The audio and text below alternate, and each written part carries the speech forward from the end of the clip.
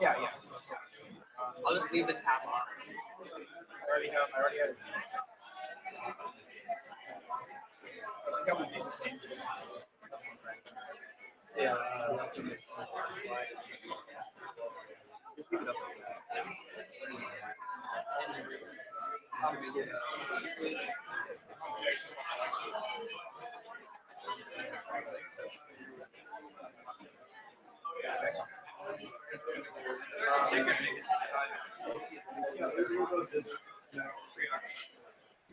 And you guys were awesome. That's the meeting. If you go to University Hill, or you can stay up here, I'll be great. Hey, what's up? I've been looking for this like every meeting. I don't have access. Just add it right now. Yeah, yeah. Where's your,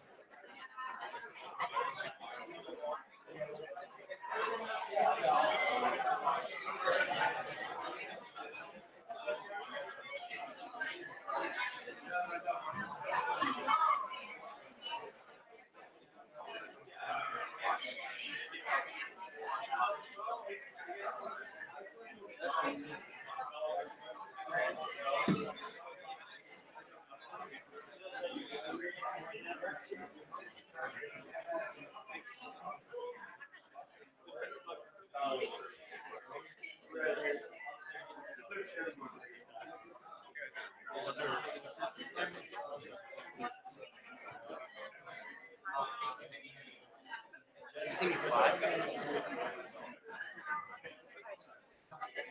I don't think so. What's your name again?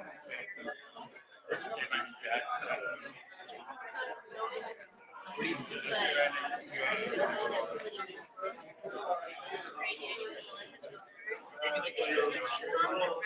I don't know.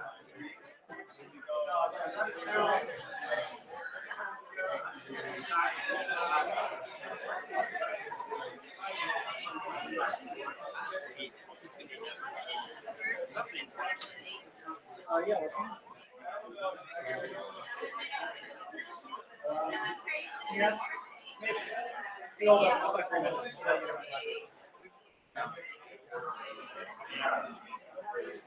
Just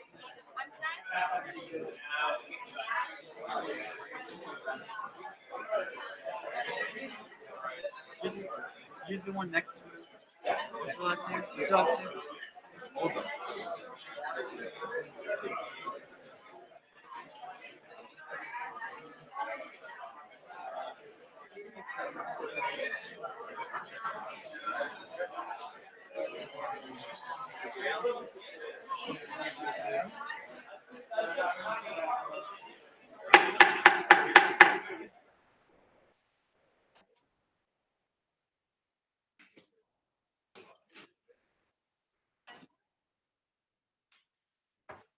Howdy, Senate.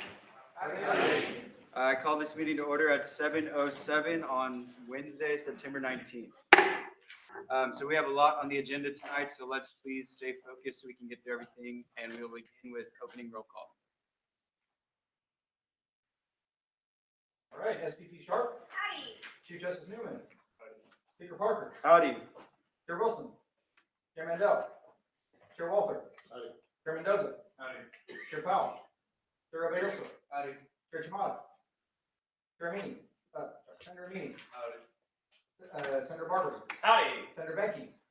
Senator Berger. Howdy. Senator Black. Senator Carlson. Howdy. Senator Carter. Howdy. Senator Castellanos. Howdy. Senator Collins. Senator Drake. Senator Elizondo. Howdy. Senator Fisher. Howdy.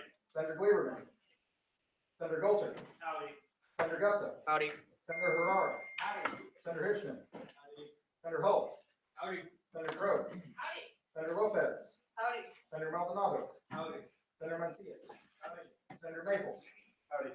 Senator Martin. Howdy. Senator McGill. Senator Miranda Alejandro. Senator Luis Miranda. Howdy. Senator Musil. Senator Nabila. Senator Nava. Senator Older. Senator Palmer. Senator Pauls. Howdy. Senator Pafula. Senator Quintana.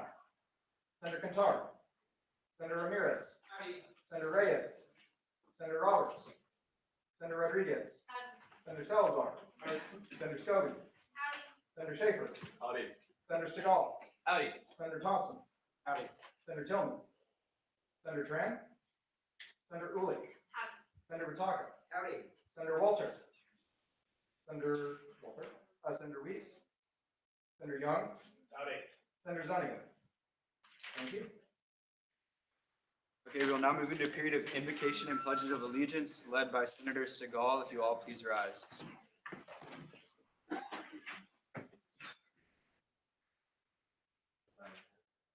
Thank you, God, for bringing us all here together today, looking all bright and sharp and ready to legislate on behalf of our student body. Thank you for allowing us to have good discourse with everybody so we can create the proper bills and pass the proper legislation that we need to do. In your name I pray. Amen. I pledge allegiance to the flag of the United States of America and to the republic for which it stands, one nation, under God, indivisible, with liberty and justice for all. Honor the Texas flag. I pledge allegiance to thee, Texas, one state, under God, one and indivisible. Thank you. Please remain standing. We'll now move into a reading of the mission statement and Aggie honor codes read by our longest serving senator, Senator Crowe.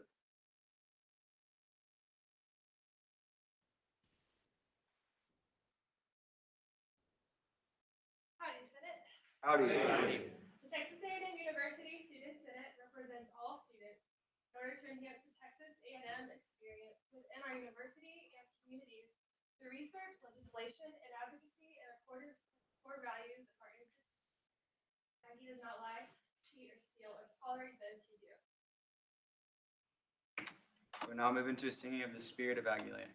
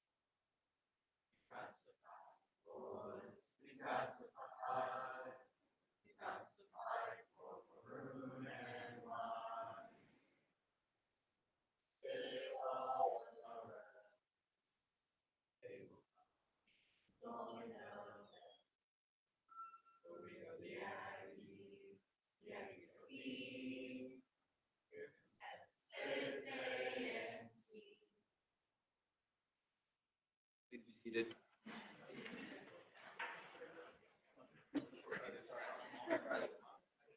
Okay, we'll now move into a period of open forum, starting by recognizing Tate Banks representing Student Senate.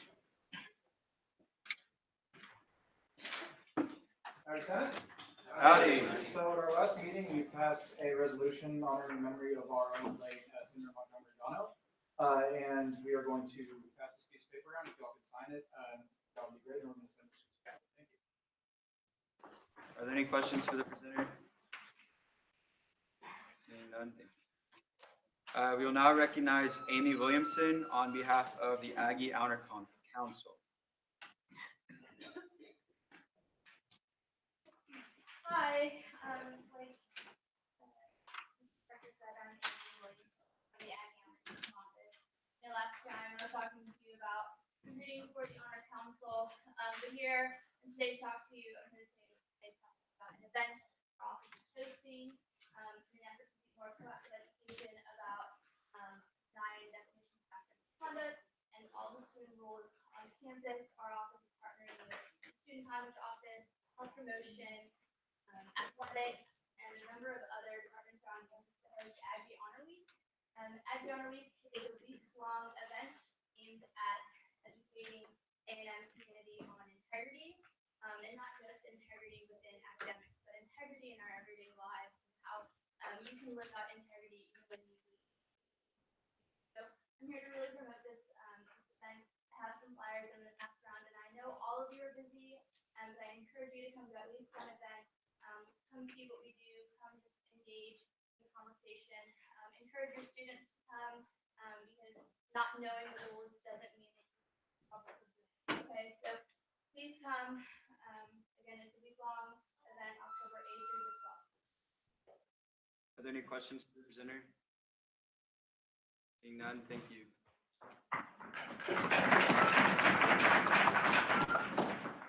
We will now recognize Guadalupe Rosas, representing the undergrad academic appeals.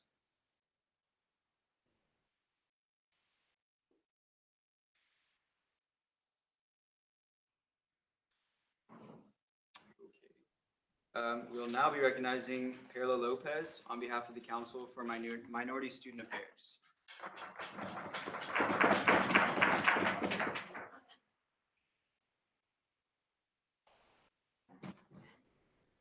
Howdy, Senate. Howdy. All right, so I'm here to tell you guys about an event that we'll be hosting Thursday the 27th at 7, Rudder 601. It is called the Undocu Alley Training. So this training will provide information to undocumented students or any allies of undocumented students, resources, and guidance to fully support all undocumented students. So if you're interested in that or know anybody that would be interested in that, reach out to me. Again, 7 p.m. Rudder, Thursday the 27th, Rudder 601. And also, every Monday, Wednesday, Friday from 11 a.m. to 2 p.m., we will be registering people to vote at the MSC. So if you're not registered to vote, feel free to stop by any Monday, Wednesday, Friday, 11 a.m. to 2. Yeah, that's about it.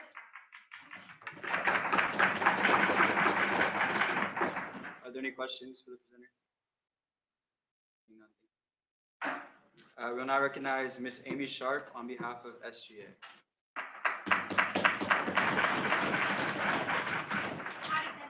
Howdy, Howdy. Senate. I just wanted to say one quick thing. I'm excited for confirmation, but as some of you may know, there's a suicide awareness walk happening tonight. And a few months ago, they asked me to speak, so I will be stepping out to speak at 8 o'clock. I have to be there at 7:30, so hopefully the timing works out where I can be here to present my candidate to y'all, but if not, I've written what I want to say in advance, and my executive vice president Valentina will say it to let you know where I'll be, but hopefully I can step back in by the time we make it down to conversation. Are there any questions? We will now recognize Reagan Thompson on behalf of Aggie Democrats.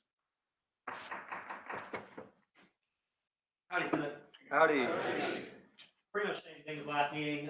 We are still approaching quickly the deadline for registering to vote. So if you're not registered to vote in the area, it doesn't matter who you're voting for, Republican, Democrat, Independent, doesn't matter. I'd love to register you to vote. I will be staying after late. So if anybody wants to come up and register to vote or has any questions about registering to vote, I can certainly answer questions or help you out. But other than that, that's all that I had to cover. So thanks, and have a good meeting. Are there any questions? Seeing none, thank you very much.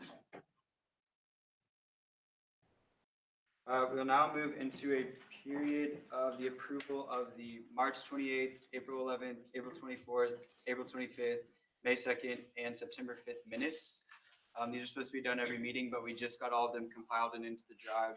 So you can check them on the drive in the future to make sure you agree with them.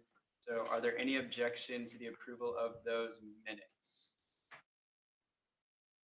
Seeing none, all those in favor of approving the minutes of those dates, please say aye. Aye. All opposed? That passes. We'll now move into a period of swearing in of the Operations Committee. So if Pro Tem Banks would like to come down and introduce them, and if you are a member of the Operations Committee, please come down.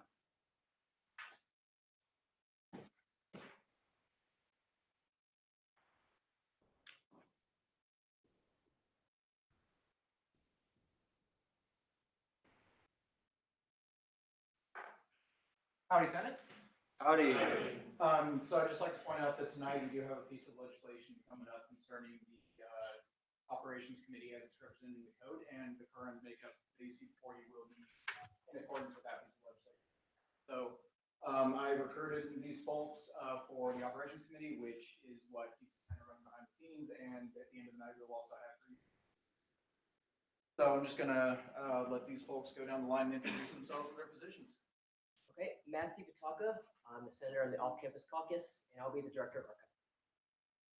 Cliff Barbary, on-campus residencies and director of records. Suyash Gupta, on-campus residencies, and I'm the director. Connor Hole, off-campus residency. Howdy, Senate, Chair Ramirez, Off-Campus Caucus, and I'll be filling the executive marketing.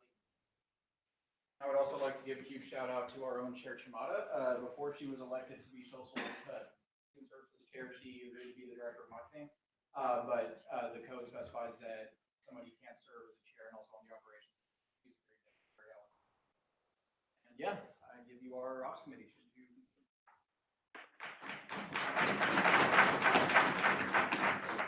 Is there any questions for the presenter or the committee? Okay, seeing none, we do have to do this like a regular confirmation, so if I could ask you guys to step off the floor and we'll move into a period of debate.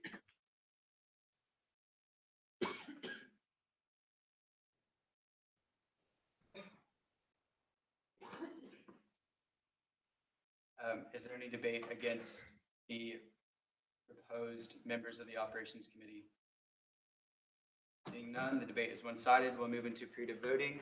All those in favor of confirming those before you for the Operations Committee, please say aye. Aye. All opposed? That passes. Could you grab them, please, Matt? Please rise.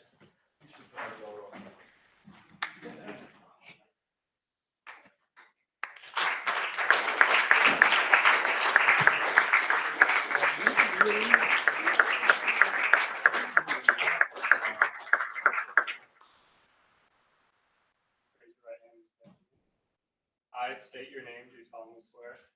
I, Gary Ramirez, solemnly swear To faithfully execute to the best of my ability. to faithfully execute to the best of my abilities The duties of the office of, state your office.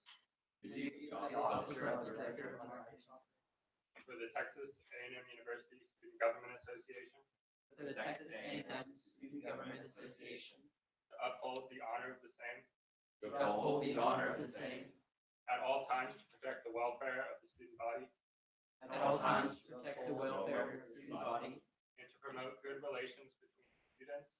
and to promote good relations between the students And those concerned with the university. and those concerned with the university.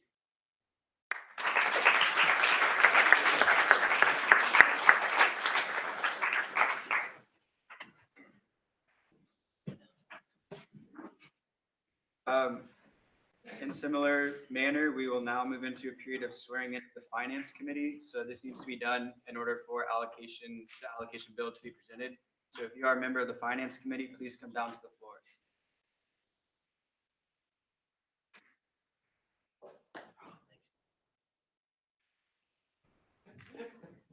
Matthew Walter at the chair. So this is my committee, guys. Again, we'll pass the budget tonight, or we're reading the budget tonight, and they all worked on it really hard, but maybe pushed them out of the way. So I guess you all introduce yourselves and maybe say a favorite sports team. Besides the Aggies. I'm Senator Walter. I'm proud to be serving on the Finance Committee this year, serving the students of Mays Business School. And I don't know about you guys, but I'm ready for a fight Texas Aggie win this weekend. Howdy, I'm Jackson Maples, class of 19, finance major, Forward, Texas. Pretty much only Colorado. Let's just do score predictions for the weekend instead of the pro sports. Bets will take place outside. Yeah.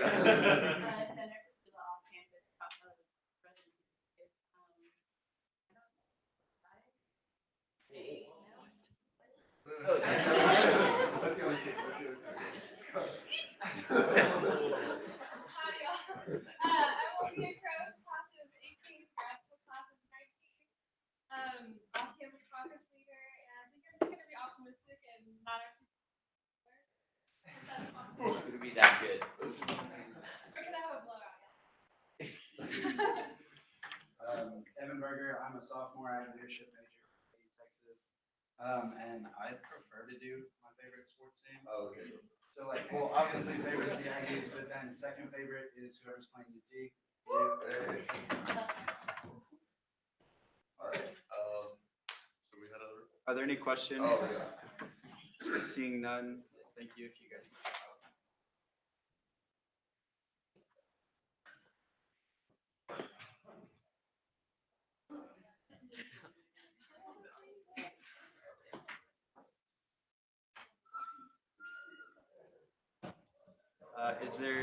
We'll now move into a period of debate. Is there any debate against the nominees? Seeing none, we'll now move into a period of voting. All those in favor of confirming the members of the Finance Committee, please say aye. Aye. All opposed? That passes. Please rise.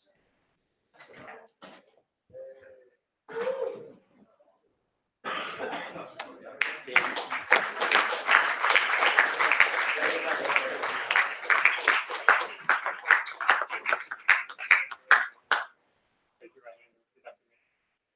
I state your name, do solemnly swear. I, Michael Walter, do solemnly swear. To faithfully execute to the best of my ability.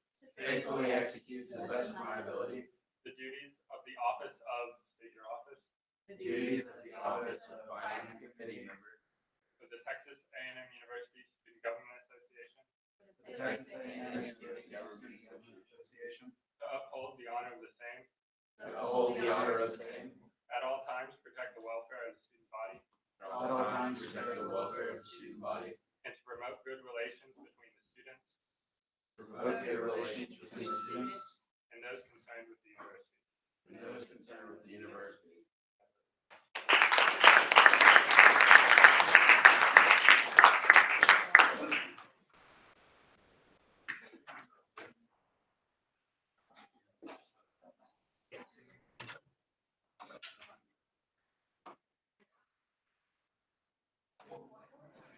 Okay, so please stay in order. We'll now move into a period of old business, starting with SB 71-01, the Diversity and Inclusion Representation Bill.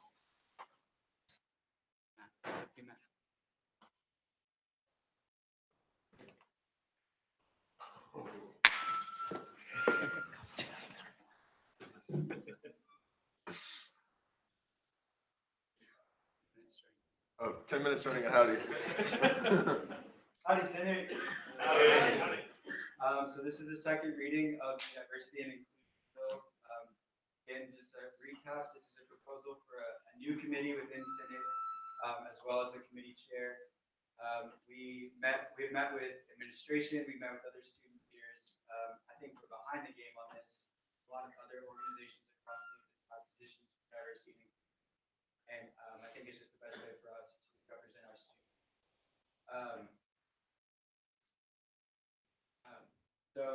It's basically the same bill. We added one other way or one other code amendment. Let it further be enacted in 7, I think. But those are just code changes. There's going to be a couple of amendments. I'll let you know now. The first amendment is to change it into an act because, just as a reminder, a bill is only active for the current session and an act is permanent.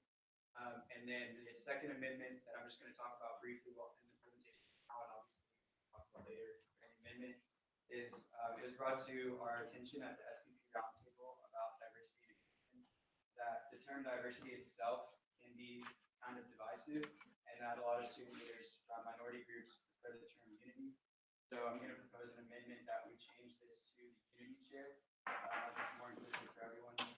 And then also have had conversations with SVP Sharp, and she's interested in changing unity commissioner. So that's gonna be an amendment. Obviously, you guys can on that itself as an amendment, but those are the major changes from last week or 2 weeks. Open for questions. Open for a period of Q&A.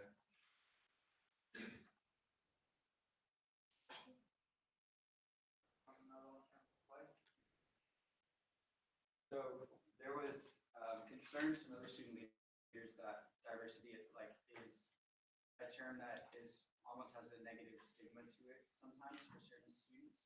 And we are trying to build community, and we're a university, and so this is just more inclusive for everyone. And we can still have diversity and inclusion and equality in the mission statement.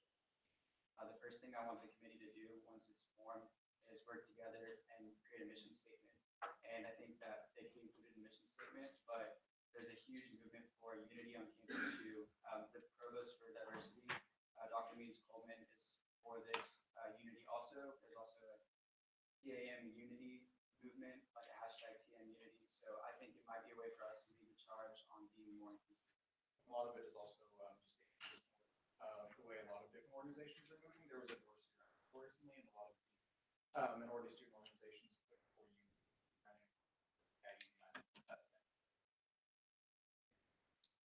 Senator Moreno.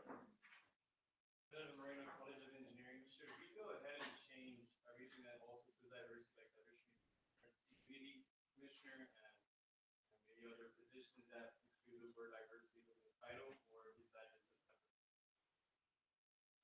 So I talked with SVP Sharp, and she is open to the idea of changing it to community commissioner. So we'll be uniform across SGA. We can't necessarily control what people do across campus, but I think that we can lead by example and show people that this might be a better way to.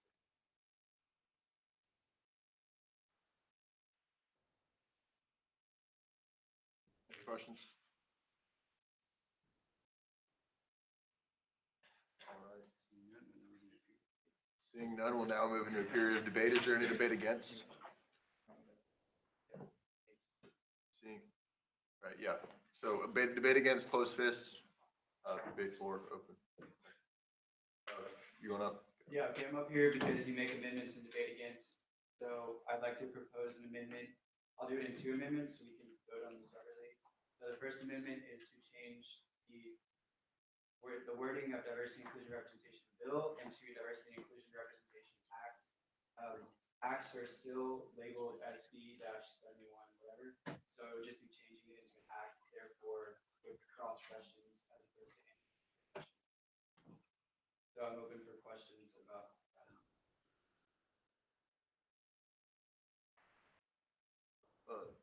Sure, Thompson. Senator Thompson. Picture.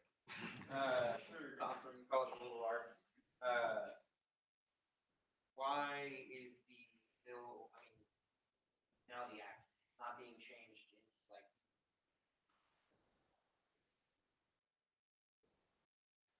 So the name is diversity, inclusion, representation. So we can open it up to change it to the unity representation, but it's still representing underrepresented groups is the goal of the bill.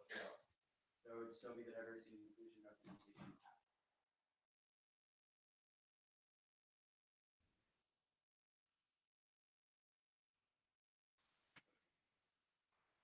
All right, seeing as that's closed, we'll now begin a process of voting on the amendment. Debate on the amendment. Is there any debate against?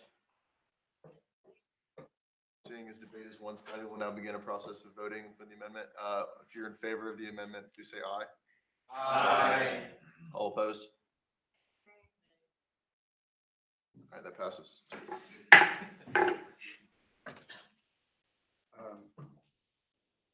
So I still have the floor, so I'm going to do another amendment, and I'm going to propose an amendment that we change every instance that says diversity and inclusion. When it says like diversity care, diversity and inclusion, I want to change diversity and inclusion. So again, you guys can turn this down if you don't think it's the right thing to do. I just think it might be a good way to have a unified front. But that is the proposal for my amendment. So I'm open for questions. I recognize Senator Moreno. Senator Moreno, College of Engineering.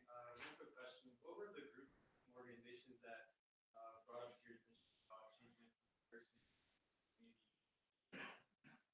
So I believe it was two, if I can remember correctly. It was last Friday. But it was the senior class president, and then I believe it was someone representing the national family.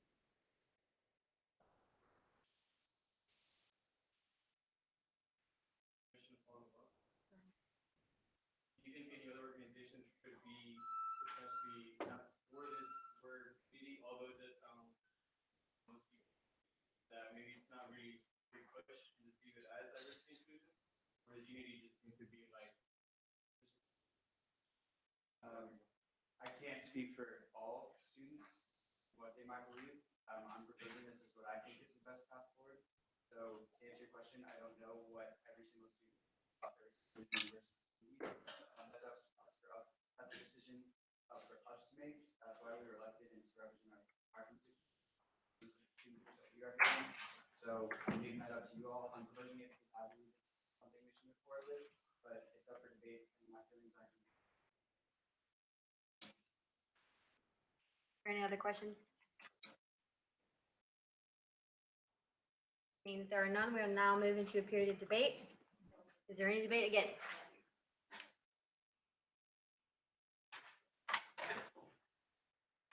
Okay, seeing that the debate is one-sided, we'll now move into a period of voting. All those in favor of changing diversity and inclusion and inserting unity into every instance in the bill, please say aye. Aye. All those opposed? Vision. Thank you. So, yes.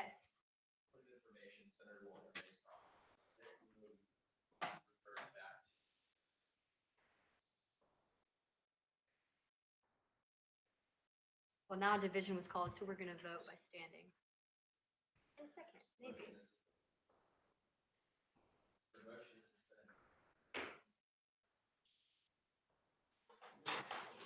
I don't know what you're asking. Please stay in order. Senator Walker, Mace Caucus motion. No, denied. You sit. Okay, all those in favor, please stand.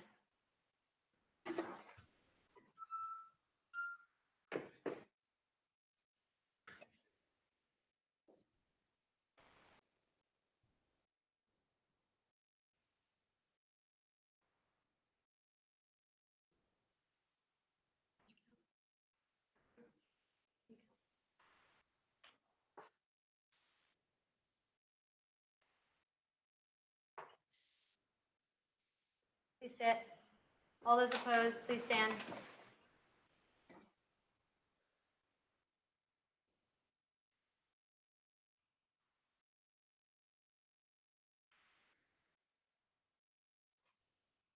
Is everyone done? All right. Please sit.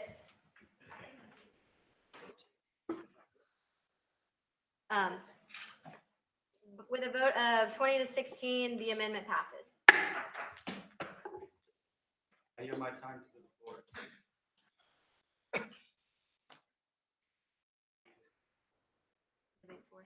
Time has been yielded to the floor. Now, is there any debate for the bill? Act, sorry. Yes. Senator Walter. Yes. Senator Walker, Mace Caucus. Senator Parker. Speaker Parker said, this bill's a long time coming. I think it does a lot of good things. I think it was very well written.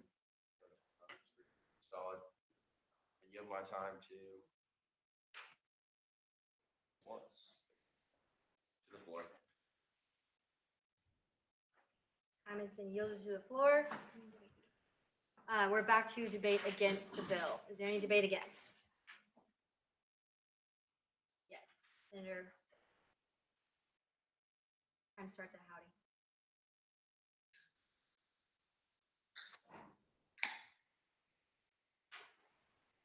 Senator Lopez, College of Liberal Arts.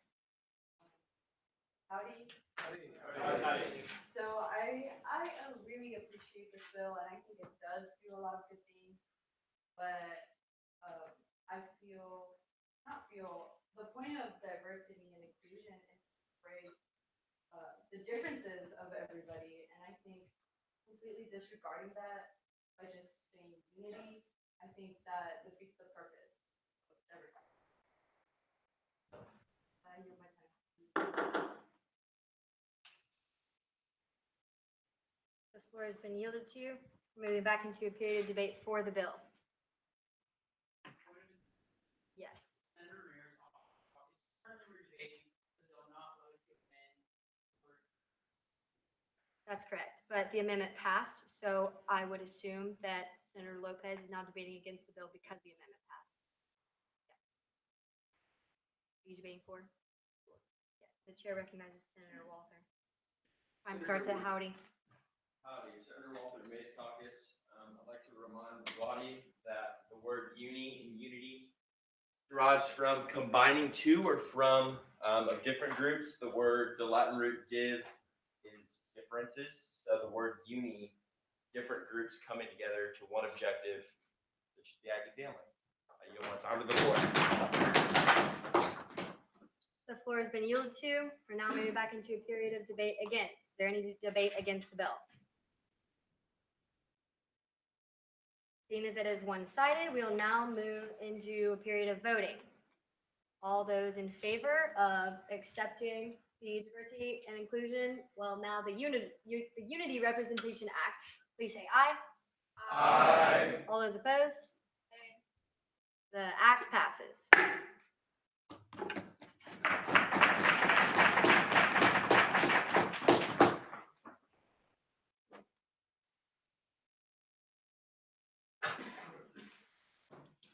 Okay, next up, we have the reapportionment bill. Howdy, Senate. Howdy. Like I presented last meeting, this is just a reapportionment so that in the code we have 8 senators instead of 81 senators. That was passed last session. So I was just correcting that. Take my time for questions. Are there any questions for the prisoner? Seeing that there are none, we will now move into a period of debate. Is there any debate against the bill?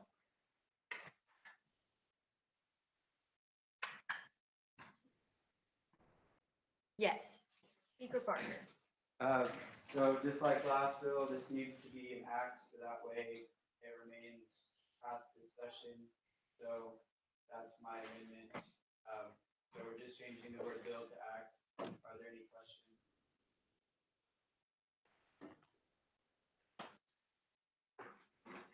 Is there any debate against the amendment of changing bill to act? Seeing that there is none, we will now move into a period of voting. All those in favor of the amendment, please say aye. Aye. All those opposed? That passes. I give my time to the floor. The floor has been yielded to. Is there any debate for the act? Seeing that there is none, it is now one-sided. We'll move into a period of voting. All those in favor of accepting the reapportionment of Senate Caucuses Act, please say aye. Aye. All those opposed? That passes as well.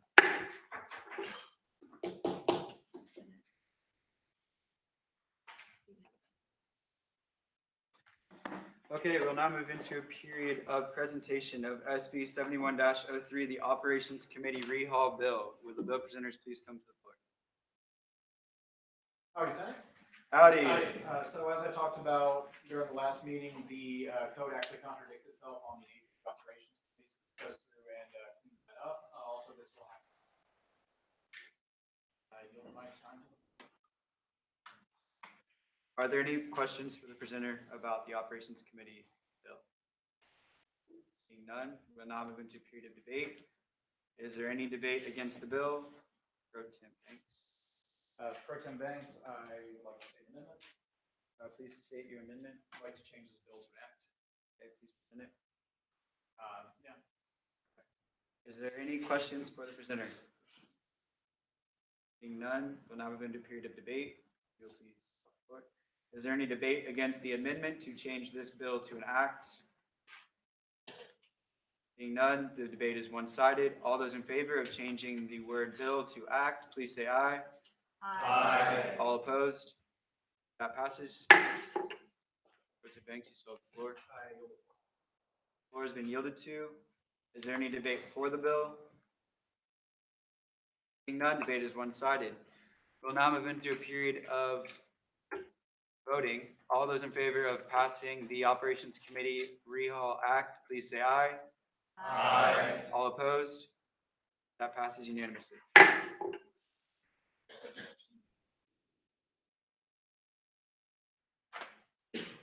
Yes, Chair Wilson? Chair Wilson, rules and regulations, I move that we deviate from the agenda and swear in all the university committee members. The chair would like to remind everyone that that motion needs a second, needing multiple seconds. All those in favor of deviating from the agenda to consider the university committees, please say aye. Aye. All opposed? That passes.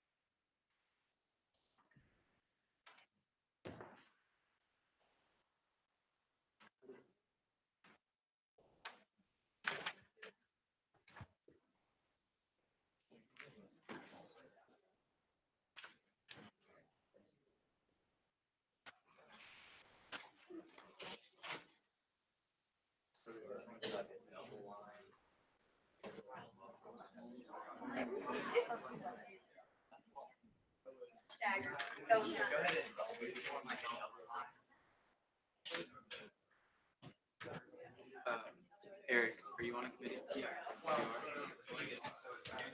Roberto. Thank you. I'm gonna push all the stripes, put it down all the way up. I just want.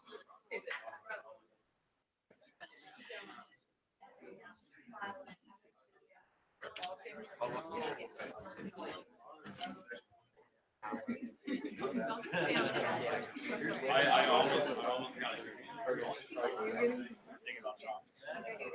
Wrap around on this side, like go in a little bit. No, we're good. to the aisle. Kaylin, we're good. Please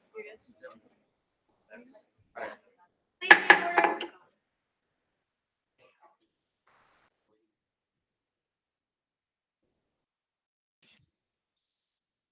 We will now move into the presentation of the university committees.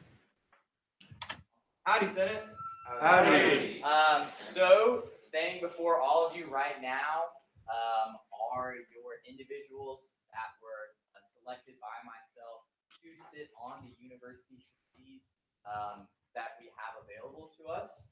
Before we get into our presentation, I'm just gonna run through the fact that I will go through a little bit of each committee, not too much. Just if you would like to, there are some descriptions on the PowerPoint about each committee that you are more than welcome to read. But just some ground rules. So first off, I am very proud to say that we had 493 applicants this year. So that is more than we had last year. With that, it is very difficult, of course, to narrow that down to a little bit less than 100 people. Obviously, not everyone is here tonight. We did have some conflicts, but they were excused absences, whether it was class or test, whatever it may be. Just know that they wish they could be here, but unfortunately they are not. So before we had our Senate meeting tonight, we did have an informational meeting. I thought this was really important because last year there was some advice given to me that we didn't have as much one-on-one contact with you that we wanted to. So sometimes they didn't always know who they were answering. So that was kind of the point of the informational, as well as to kind of go over the procedures that they will be going over. So just so we have transparency here in Senate, each of these members will go to their selected committee, and then after each meeting, they will fill out an archive form. That archive form is then delivered to me, and I take whatever information that I think is important, and I address that to the student body president. And then she takes that information and does what she needs. So they already know the procedures with that. They already know what is expected to them. They do know that I have the discretion to take their position or their seat away from them if it's in their best interest or in the best interest of SGA. Because of course these university committees are allowing student representation, and that's really, really important. Also, before we get in, I would like to say that a little bit earlier, like I said, this is a tentative right now, as in it can change in the future if someone needs to be taken off of a committee and someone else needs to be placed on. Also note that within this PowerPoint, the committees that ask for specific positions, such as the Student Government Advisory Committee, asks for the executive cabinet, as well as some of the chairs in Senate are not mentioned on here, just because those are already a given. And also note that our student services chair within the executive cabinet, as well as Mitch, are placed on these committees, but they do have the discretion of sending someone to represent them in their place. So without further ado, if you want to go into the PowerPoint. So Academic Scholarship Selection Committee. This committee is in charge of looking at the four major specific university scholarships here on campus. They're not in charge of all scholarships, so that would be the scholarship committee. And of course, our very own Tyler Palmer and Valentina Tover are sitting on those. Next one. The Athletic Council, which of course looks at all of the athletics here on campus. We do have a past A&M athlete sitting on there, which I think is really, really cool. We'd like to move on.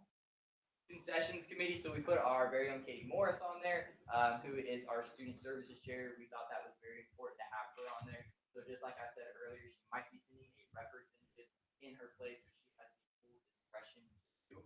And I already know that with that, she's already talking to Chartwells about getting some stuff moving. Next one, we have Enterprise Information System Steering Committee. This will be looking at specifically Compass and Howdy. So I'll move on. Environmental Management System Committee. This is looking at specifically the way that campus impacts the environment and what the impact the environment has on the campus and making changes to those issues. Rec Sports Advisory Committee, very self-explanatory, looking at the recreational facility and kind of dealing with whether or not we need to like add a new rec like we are in 2020 or 2021, whatever it may be.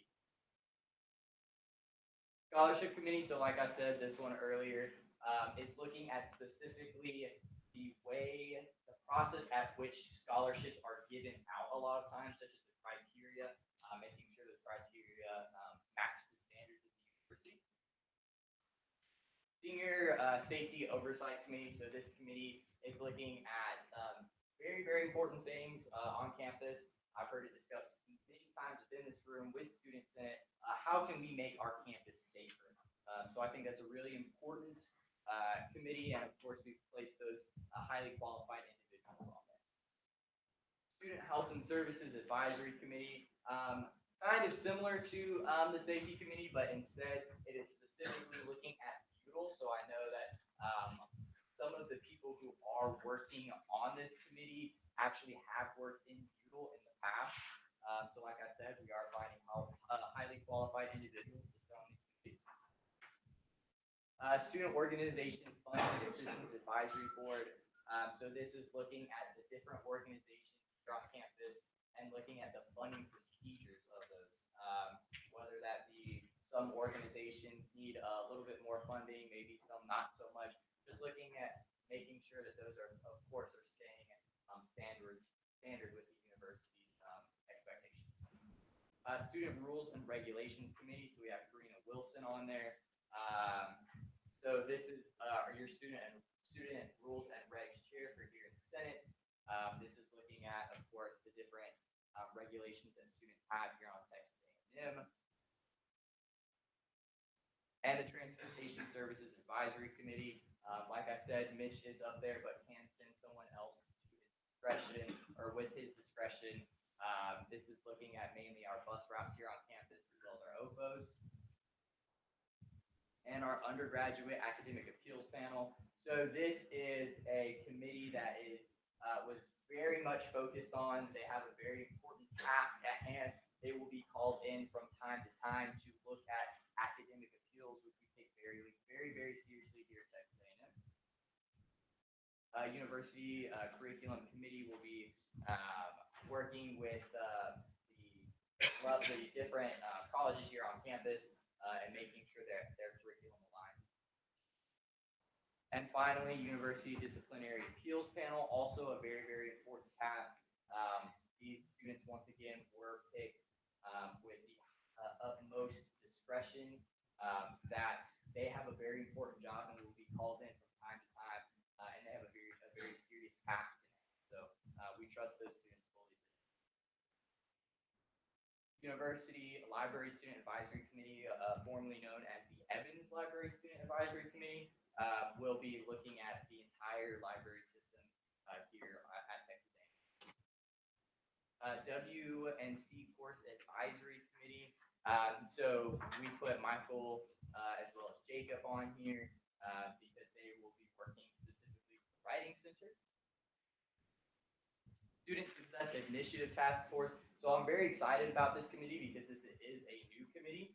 This is not on the committee's website yet. So we have had Jenna as well as Connor, thankfully, be able to go to a lot of the meetings with Word during the summer as well. And they're looking specifically at student retention rates here at Texas A&M and how we can boost those numbers. So without any further ado, I would like to say that all of these were picked and are highly, highly qualified to fit their position, their applications. Took a couple days to go over because there were so many, but I have full faith in these students. And we have had communication and we have communicated the expectations for which they have. So without any more say from myself, are there any questions? Are there any questions for the presenter? Seeing none, we will move into a period of debate. Is there any debate against? Seeing none, the debate is one-sided. We'll go into a period of voting. All those in favor of the confirming the university committee say aye. Aye. All opposed? That passes.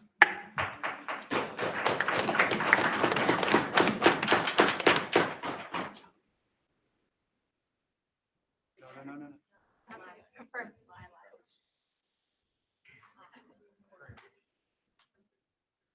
So raise your right hand as able. I state your name. I, Do solemnly swear. do solemnly swear To faithfully execute to the best of my ability. to faithfully execute to the best of my ability The duties of the office of, state your office. the duties of the office of the University of Texas For the Texas A&M Student Government Association. for the Texas A&M Student Government Association, To uphold the honor of the same. to uphold the honor of the same at all times to protect the welfare of the student body at all times to protect the welfare of the student body and to promote good relations between the students and to promote good relations between the students and those concerned with the university. and those concerned with the university.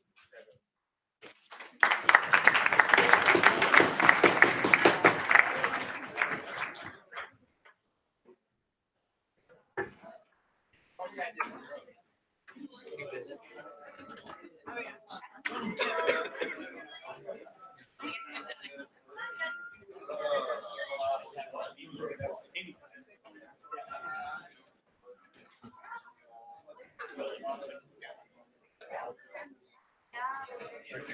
have something to do. Karina.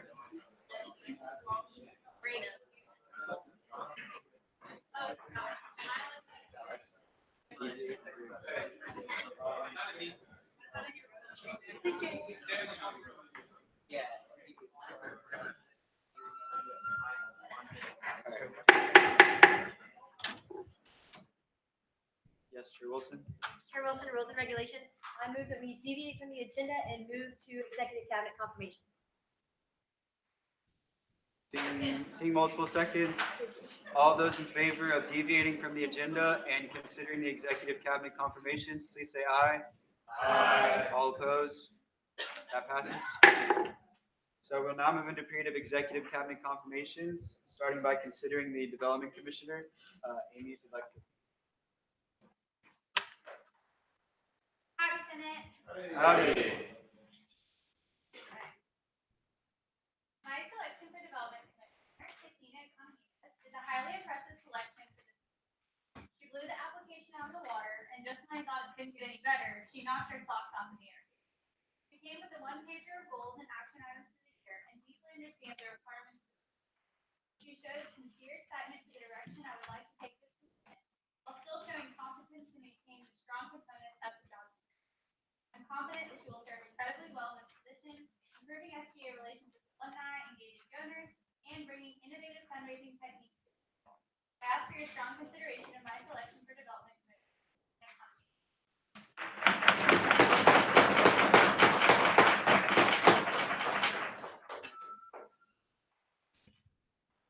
5 minutes, starting at howdy. All right, howdy, Senate. Howdy. So my name is Christina Economides, and I come before you today for confirmation in the role of development. So a little bit about me. I am a senior political science major with a minor in military studies from Houston, Texas, and some interesting, not really facts about myself. I couldn't pronounce my R's until I was 9 years old. I've had 3 concussions, and I started crying the first time that I saw you. All right, so before we begin talking about my vision for the role, I want to briefly go through what the responsibility of the development commissioner is. So the commissioner and their team is in charge of all fundraising activities for SGA so that we do not have to rely on student fees in order to operate. Therefore, SGA has created a $1 million endowment that the commissioner and their team works to raise money to fulfill every single year. So a good idea of one of our fundraising methods is the Path to Success brick campaign. All the bricks in front of Coldus with people's names on it, that's a fundraising method that goes straight into the SGA endowment. So one of the values that I want to follow for this role is I want to carry myself and my team with the utmost respect for this organization and for our donors when we go approach them asking for donations. So now for my vision, I'm going to split it up into 3 categories: product, reason, and incentives. So the product is simply what I want to offer to the donors in exchange for donations for the endowment. So first off, I'm setting an ambitious goal of completing the brick campaign by the end of our football season. So say your prayers and make it to playoffs. So we have a little over 100 bricks left, and I want to accelerate our advertising in order to achieve our goal. So next, I'd like to begin selling the 3 new gifts that the commission designed and implemented last year. So unfortunately, they weren't able to begin selling those, but they've all been approved by the university, so I'd like to start doing those immediately. So some 4 of my new ideas, I want to create a newsletter subscription for SGA that we can sell to former SGA members and donors so they can kind of keep up with what's going on in SGA and how they're having a good impact on us. Second, I'd like to work with our vice president of programming to expand our SGA awards banquet. I want to make it a more high-profile event where our donors can come and see like firsthand our impacts or their impacts that their donations have had. I want to work with the student activities office and our university on receiving naming rights to the rooms in Colbus. So there's about 13 rooms that we could auction off the names for, including this room, for example, the Senate office and the SPP Sharp's office. So just imagine like your name, your room. Think about that. And then lastly, I want to start a Chick-fil-A relay race. This is an idea that SPP Sharp had. So it is an eating contest. So you get a group together and you would just lots of Chick-fil-A, and all of the monies from that race would go straight into the endowment. All right, so now that I've thrown a lot at you guys, I'm going to quickly go over the reasons and incentives and why we should be selling SGA to donors. We're an organization that is working to build the leaders of tomorrow, and we've done some amazing things over the past few years. My job will be showcasing all of our accomplishments and advocating for our donors to invest in this organization. I want to compile an investment strategy of sorts that will kind of show what SGA is, what we've done over the years, and how their donations will have an impact on ours.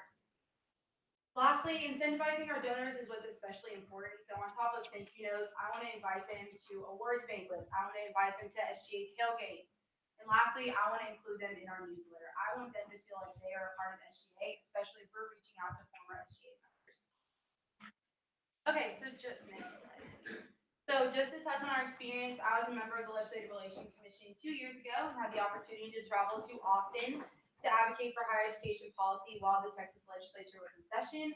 Before that year ended, I'm going to turn really fast. Before that year ended, I was fortunate enough to serve as. I'm going to pause you a second.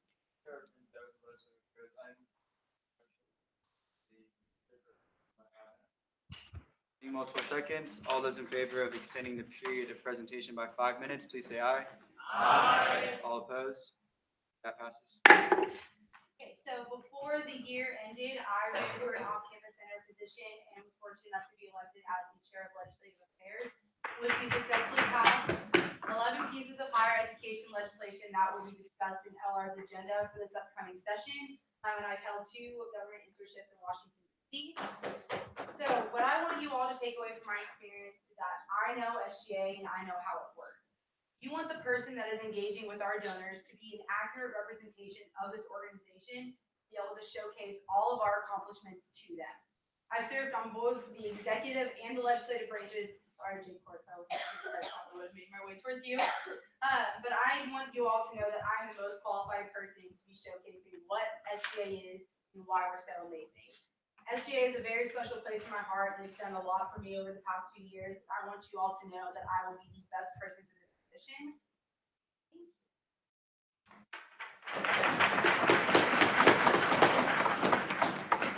Are there any questions for the presenter? Seeing none, thank you.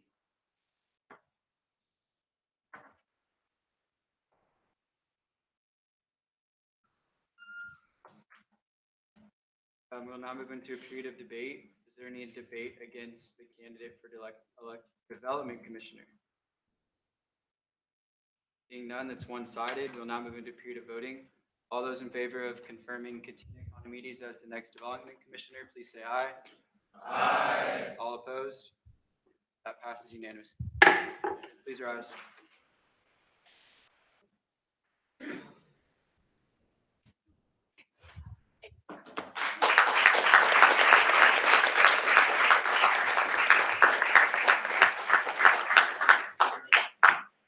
I state your name. I, Katina Economides, Solemnly swear. do solemnly swear Faithfully execute to the best of my ability. to faithfully execute to the best of my ability Duties of the office of. the duties of the office of development commissioner, The Texas A&M Student Government. Texas A&M Student Government Association, To hold the honor of the same. to uphold the honor of the same At all times to protect the welfare of the student public. at all times to protect the welfare of the student body And to promote good relations between the students and to promote good relations and those concerned with the. those concerned with the university.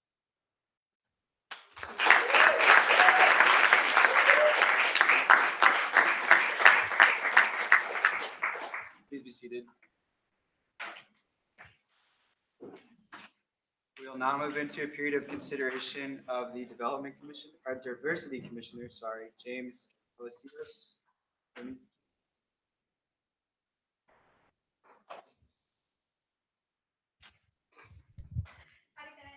Howdy. All right. James has an excellent selection for diversity. He's a second-year graduate student at the Bush School of Government in the Rio Grande Valley. He has demonstrated a passion for improving our campus climate throughout his time at Texas A&M, both as an undergrad and as a graduate student. He blew us away both in application and especially in his interview.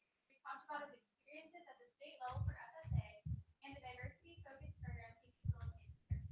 He understands firsthand the A&M culture from a minority student perspective and is eager to engage in difficult dialogue to bring forth the student desired improvements to our campus climate. Furthermore, more than any other candidate, he understands the depth and breadth of what diversity means, encompassing so much more than the color of our skin. He brings compelling ideas and a sincere passion to the table, and I am eager to see how, driven by student voices, he will turn the world upside down in this position. I ask for your strong consideration of my selection for Diversity Commissioner, James Blunkett.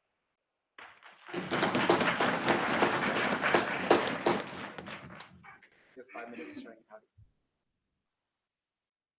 Mr. Speaker, members of the Senate, Mr. Chief Justice, first off, thank you so much for allowing me the opportunity to be here this evening and to speak to you. I'm very excited to share with you what I hope will be a successful year of diversity and inclusion. I look forward to a positive and engaging conversation and debate about what diversity and inclusion means for our campus and how we can work together into improving that for Texas A&M for all of our students. So thank you for that. My name is James Brian Palacios. I am a second-year graduate student at the Bush School of Government and Public Service, where I am pursuing a master's degree of public administration and service with a focus on public management and local and state governments. I also completed my undergraduate degree here in May of 2017, where I received a bachelor's of agricultural communications and journalism. Now, my journey through A&M is a lot more unique than other students, or it's also similar to some students. As many of you, I'm sure, came into A&M with a lot of concurrent enrollment hours. My story is similar to that, and that I came into A&M with approximately 65 college courses out of high school. With that, I also graduated from high school with an Associate's in Mathematics from South Texas College in McAllen, Texas. And I think a lot of students find themselves in that position now where they are coming in with more hours than we've seen before, which makes them a diverse population themselves. That's also one of the groups that I'm aiming to work with this upcoming year as well. As I have been at A&M, the motto of the Bush School of Government, as any of you are familiar, have ever taken a trip to the other side of West Campus, is that public service is a noble calling. President Bush often said that, and that is the motto that the Bush School lives by. And we might say it in joking, or we might say it in passing, but this is something we truly believe in. For a lot of students at the Bush School, we will go into the private or public or nonprofit sector, and we understand that our careers will not be filled with immense amounts of money, but it will be filled with happiness and the joy that it means to serve others, and that is what I look forward to doing the most in this position, is serving others. Because for me, my life philosophy, and as cliche as it may sound, is that if I can make the world a little bit better than when I found it, then I've done my part to help this world. And I truly believe that I have been blessed with so much and so many great opportunities that it is only my duty to make sure that I can do that for other students as well, and anybody that I can help along the way. So some fun facts about me. I currently work for the Texas FFA Association, where I serve as a conference manager, and I was also their leadership development intern for this past summer. I had the opportunity to work with some great students, as you can see in that picture. Those are our 10 state officers. And I also play the tuba. I was in high school band, and still somewhat play that tuba. My vision and values for this role, some of the things I thought about as I considered this was respect. As diversity commissioner, it is going to be important that we respect others' views, others' cultural backgrounds, and where they come from. And that's one thing that I hope to bring to this position, is respect of other students, other cultures, other minorities, and to understand where they're coming from, and to give them the respect that every student on this campus deserves. Secondly, selfless service. Like I said earlier, my personal philosophy is to make sure that I can make the world a better place than that I found it, and that is through selfless service. I believe that by giving of myself wholeheartedly, I can make a difference, even if it's a small one. And if I can just make some small impacts, then I'm pretty happy with myself, and I think we all can be happy with ourselves for making it. And finally, compassion. I hope to be compassionate in the decisions that we make this year, and how we can really understand people and where their differences are coming from, where our similarities are from, and really making sure that we are compassionate towards where they've been and where they're going, and how we can really understand them.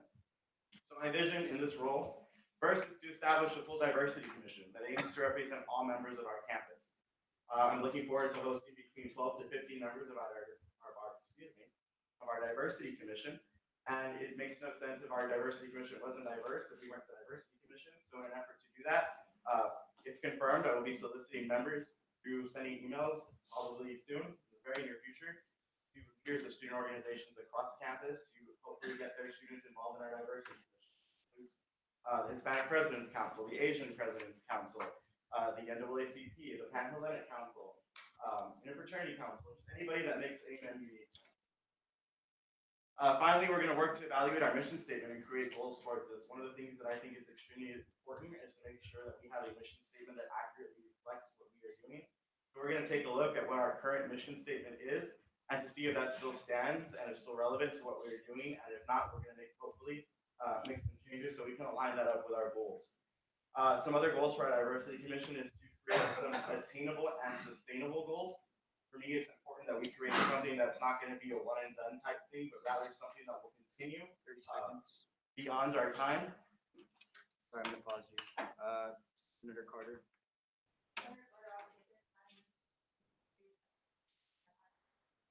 Multiple seconds. All those in favor of extending the period of presentation by 5 minutes, please say aye. Aye. All opposed? That passes. Thank you. We're going to work to make sure that this creates sustainable and attainable goals. Like I said, we don't want to do a one and done type thing. And if this means that we're going to support other organizations on campus and what they're doing, then that's what we'll do. And I look forward to creating those goals so that after we are all done in student government, that this can continue to go forward, because it's not something that we do at one time, but rather is sustainable for a while.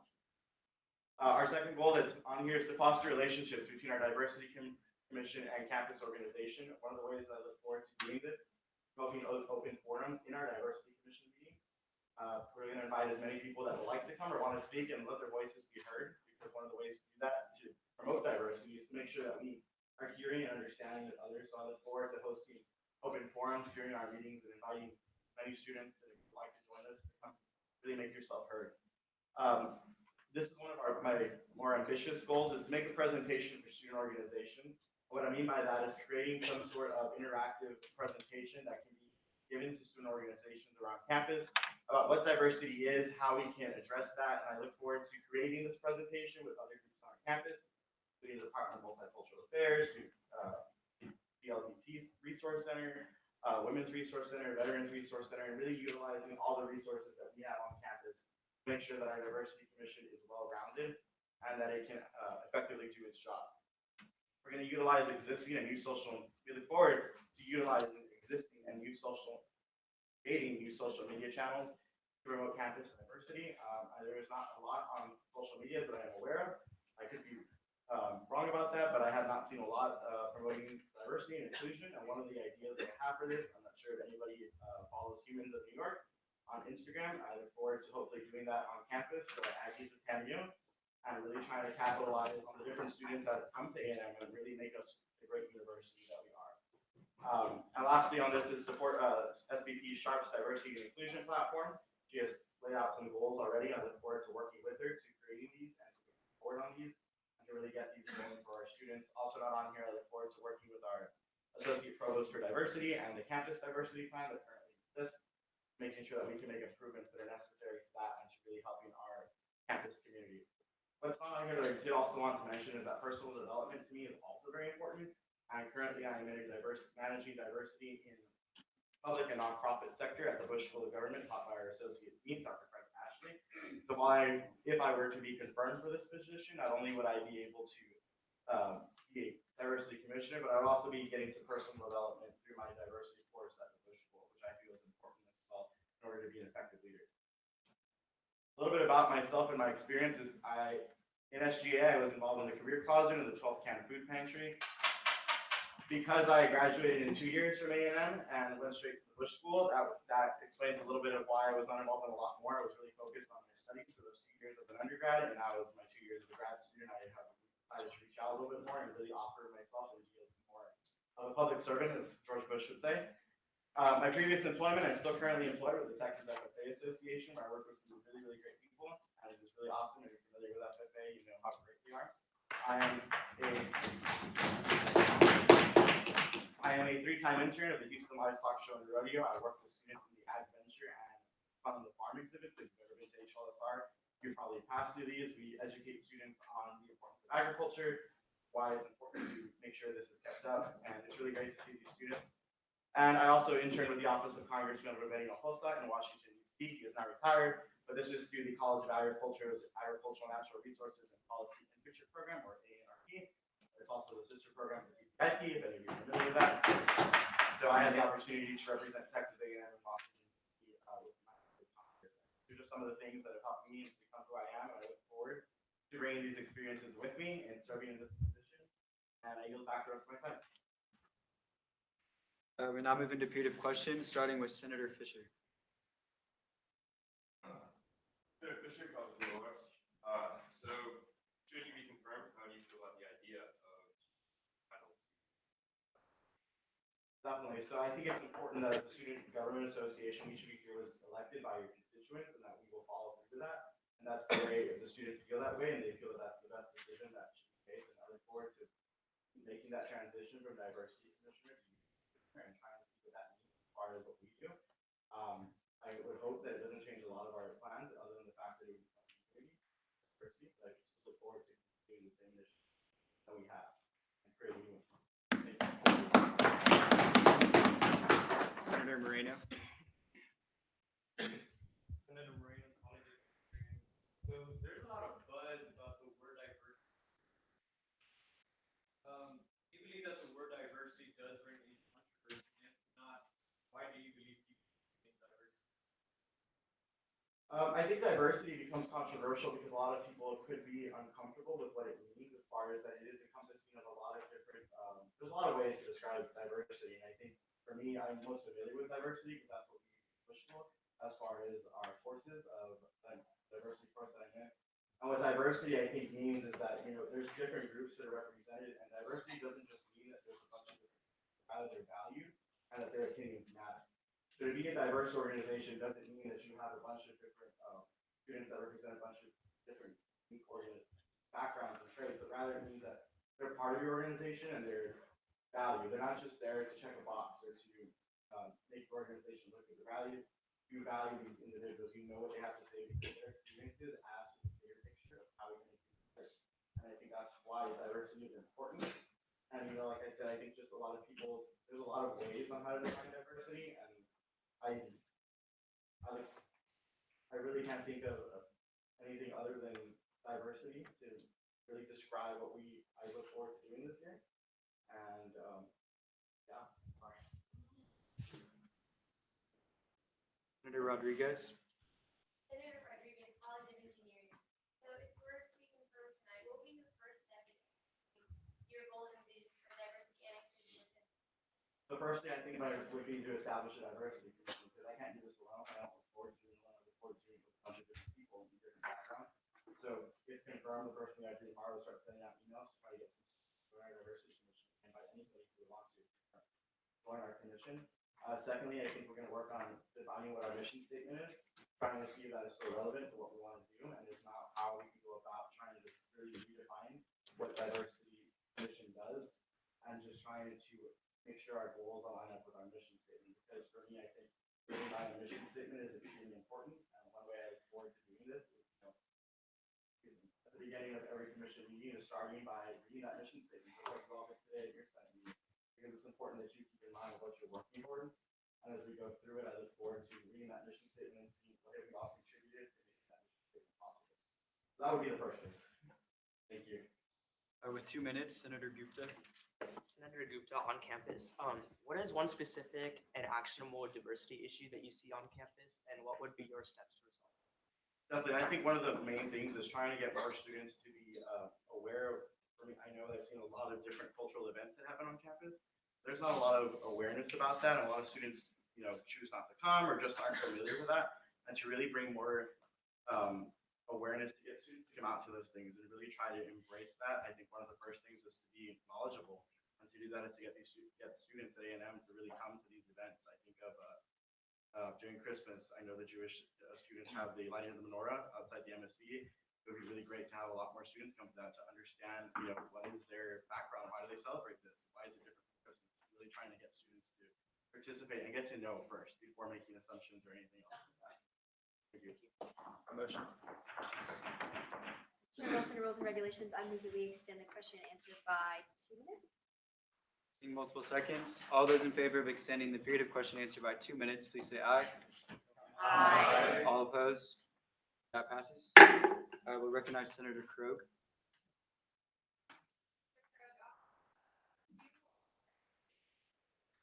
Every student is diverse, absolutely. There's a bunch of different things that make a student diverse. Whether it's, and one of the things that I forgot to mention is that diversity is not just the color of your skin, it is not where you're from. That is something I truly believe, and I think we get so caught up in the fact that we think of diversity and we think of where you're from or what the color of your skin is. It's definitely not that. I think, you know, we have diversity of disabilities, diversity of LGBTQ populations. Students that are veterans, students that are parents, diversity, students that came in with a lot of concurrent enrollment hours, I mean, that's diverse. There's a lot of things that make students diverse, and it's important that we harness that and ensure that every single student understands that they're diverse and that their opinion matters regardless where they came from, what they do, or who they are, that they're valued, they're important. Senator Hubschman.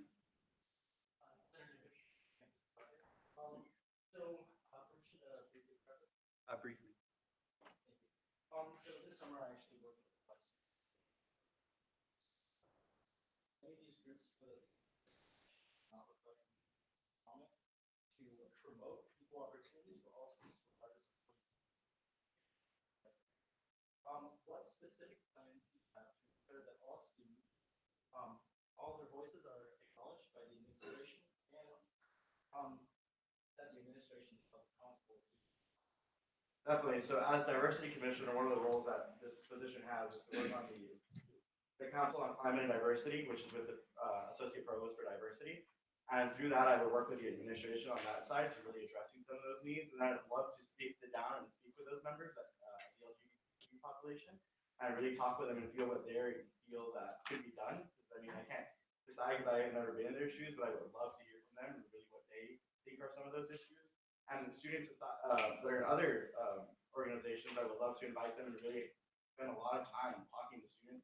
That's what I plan to do. 1 minute. For this position is to really sit down with a lot of students, invite them to come to our meetings, and really work with them one-on-one, and then try to create some reasonable and attainable goals. Because like I said, it makes no sense to create something that we can't do, but rather create something that's attainable. Senator Roberts.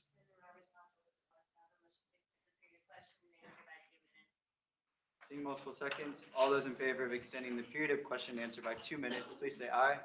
Aye. All opposed? That passes. We'll recognize Senator Lopez. Senator Lopez, pledge of liberal arts. So you mentioned supporting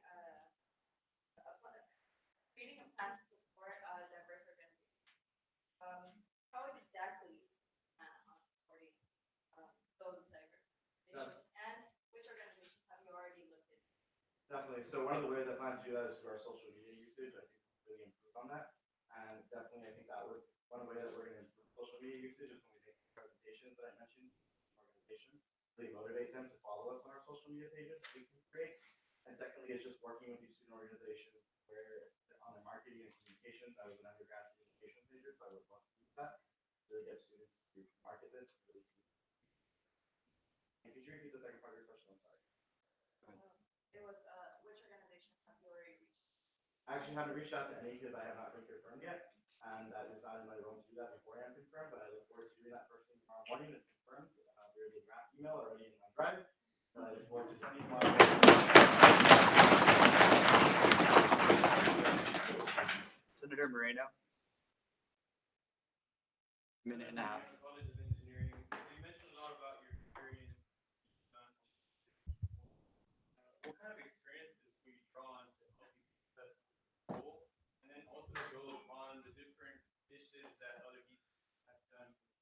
What was the second part of that question? And what you would do to build upon what other VCs have done in the past or published. Got you. So, you know, like I said earlier, I grew up in the Rio Grande Valley. I'm a native of Bar, Texas. If you're not familiar with the valley, it is one of the most valuable counties where I reside. It's one of the most talented areas of the country. If you're looking at a map of my house is approximately 10 minutes to the border of Mexico. With that, the students that I went to high school with and the population that I have grown up with is about 98%. And I have seen the struggles endured by a lot of students. I remember in high school, there were students that would literally wake up at 5:30 to cross the bridge over to Mexico, come back to school, and then take a bus from the bridge to school. 30 and by the time seconds. they got to school, it was 8 o'clock and they barely made it. And to see that really Motion. drew me to understand that. I'm gonna pause you for a second. Sorry. Senator Carter. Seeing multiple seconds, all those in favor of extending the period of question and answer by 2 minutes, please say aye. Aye. All opposed? That passes. And, I saw these students that were really persevering to make their dreams come true, basically. Their parents, they understood the importance of American education and what that meant. And they really, they struggled, but they succeeded. And I think that's one thing that I constantly keep in the back of my mind is that, the students of the Rio Grande Valley, and I know this is only the students of the Rio Grande Valley because that's where I grew up, but I saw them and I know how hard they work. And a lot of students from the Rio Grande Valley are here at A&M, and I'm so excited about that. And I think that's one of the most biggest experiences that I draw upon. And also back in high school, one of my teachers told me that when she was in elementary school, when she was actually in kindergarten, there was a time when you couldn't speak Spanish in classrooms, and her teacher would not let her go to the bathroom unless she asked to go to the bathroom in English. And she didn't let her go, and she peed right there on the bathroom floor. And that really made me think about how far we've come and how far we still have to go. And as far as what we can do, I look forward to continuing the roundtable that our SVP has and really trying to improve our diversity plan and how I can continue to work with the associate provost of diversity and hopefully make an impact on the campus diversity. Senator Gupta, 1 minute. Senator Gupta, on campus, in addition to diversity and unity, what's another word that you would describe the Addy family with and explain a little bit? Definitely. So I think the first word that popped in my head right now is wholesome. I think about A&M and we're a collective boiling pot of America. I mean, you think about America and I think about a boiling pot. I think about A&M is wholesome. We're inviting to all students. We have so many different groups on campus and we're so loving. And I mean, we all know what the Aggie family is about. We lend a hand. We all have 100 stories about how Aggies help each other out and we're all very wholesome and understanding of others. So for me, it's wholesome. With 30 seconds, Senator Carter.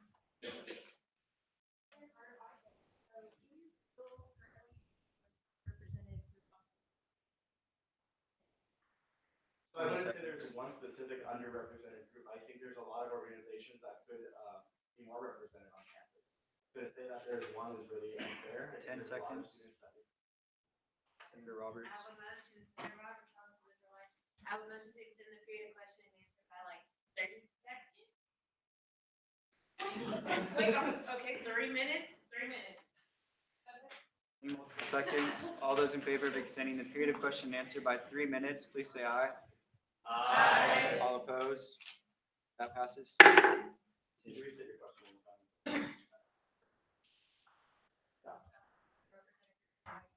Yeah, so I think about the Hispanic President's Council, the Asian President's Council, the NAACP, AMAC on the MSC, and really trying to make sure that what they do is highlighted and trying to make sure that through our social media channels, that's the most prominent thing that pops in my mind right now. That's what a lot of people see what's happening on campus, is to really highlight what they're doing, their initiatives, their events, and really try to spread awareness about those events like I mentioned earlier about trying to those for our social media channels and things like that. And I really also look forward to having sit downs with them.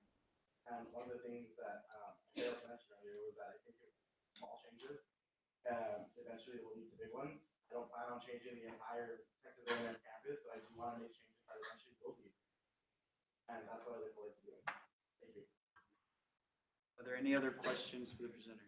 Senator Moreno. Senator Moreno, why do you believe that there are minorities and underrepresented communities that feel ostracized from campus? And from the goals that you did this, can't do everything. But what will be your top goal that you would definitely wish or hope to be able to accomplish? Definitely, I think one of the top goals that I mentioned, one of my ambitious goals that I mentioned, was trying to create that presentation to present to organizations on campus. That was through working with different resources, like I said, like the optimal resources, associate office of the provost, and really creating a presentation that really gets students more aware of what diversity is. It's so easy to try to really navigate around what diversity is, and there's not really a clear definition, and there is not a clear definition.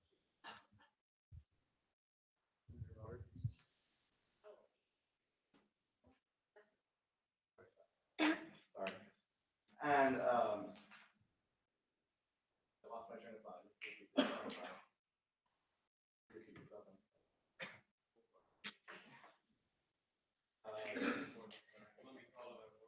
you're good. I apologize. But You can ask another question. We have Senator Roberts, and then we have 2 minutes after that. So you can come back to it if your question wasn't answered. I'm sorry. But definitely, yeah. Yes, I caught my train of thought. I apologize. Definitely trying to create that presentation for students to understand what diversity is and how they can help promote diversity, and creating that through the organizations and resources that we have on campus. And if we could reach maybe 150 organizations by May, I think that's a attainable goal. And that would not just be presented by me, but rather everybody on the diversity commission, everybody that would be willing to present that and get trained on that, and to put that for a lot of students, the best ways to, organizational meetings or chapter meetings or things like that, where we can really get this in front of them and have them at least a basic understanding of what diversity is, how we can help students. With 40 seconds, Senator Roberts. I was wondering what she would do to help like bridge the gap, diverse groups like the committee group that can say because they don't really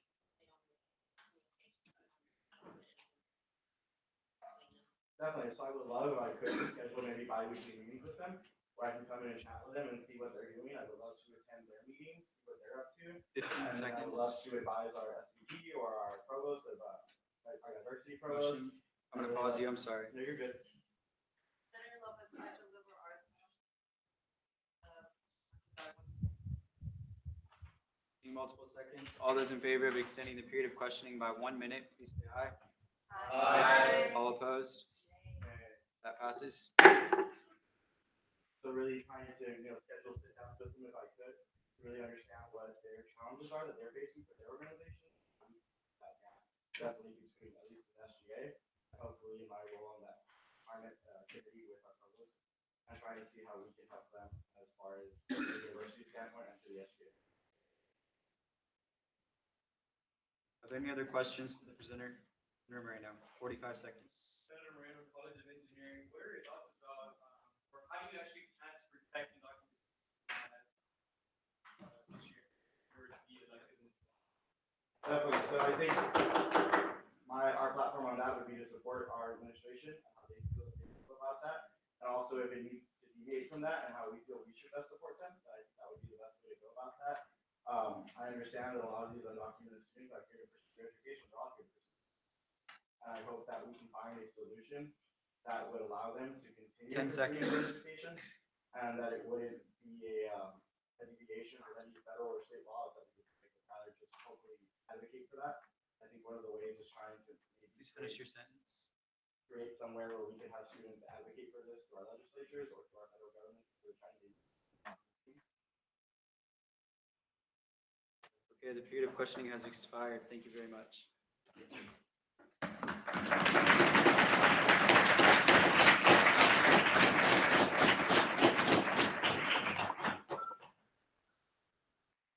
Okay, we'll now move into a period of debate, starting with debate against. Is there any debate against the candidate? Seeing none, the debate is one-sided. We'll now move into a period of voting. All those in favor of confirming James Palacios as the Diversity Commissioner, please say aye. Aye. All opposed? That passes.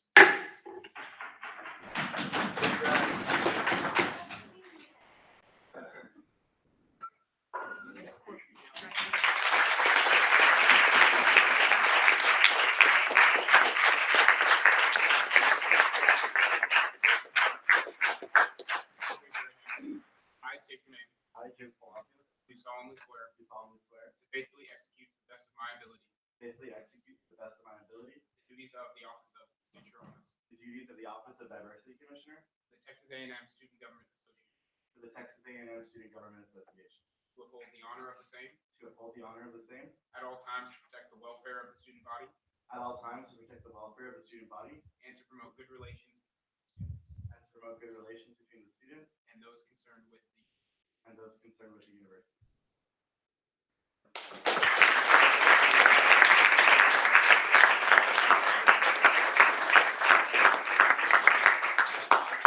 Please be seated.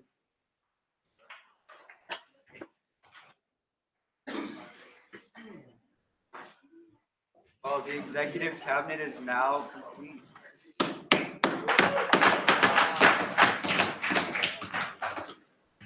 We'll now move back into a period of new business, starting with SB 71-04, the SGA budget fiscal year 19 bill.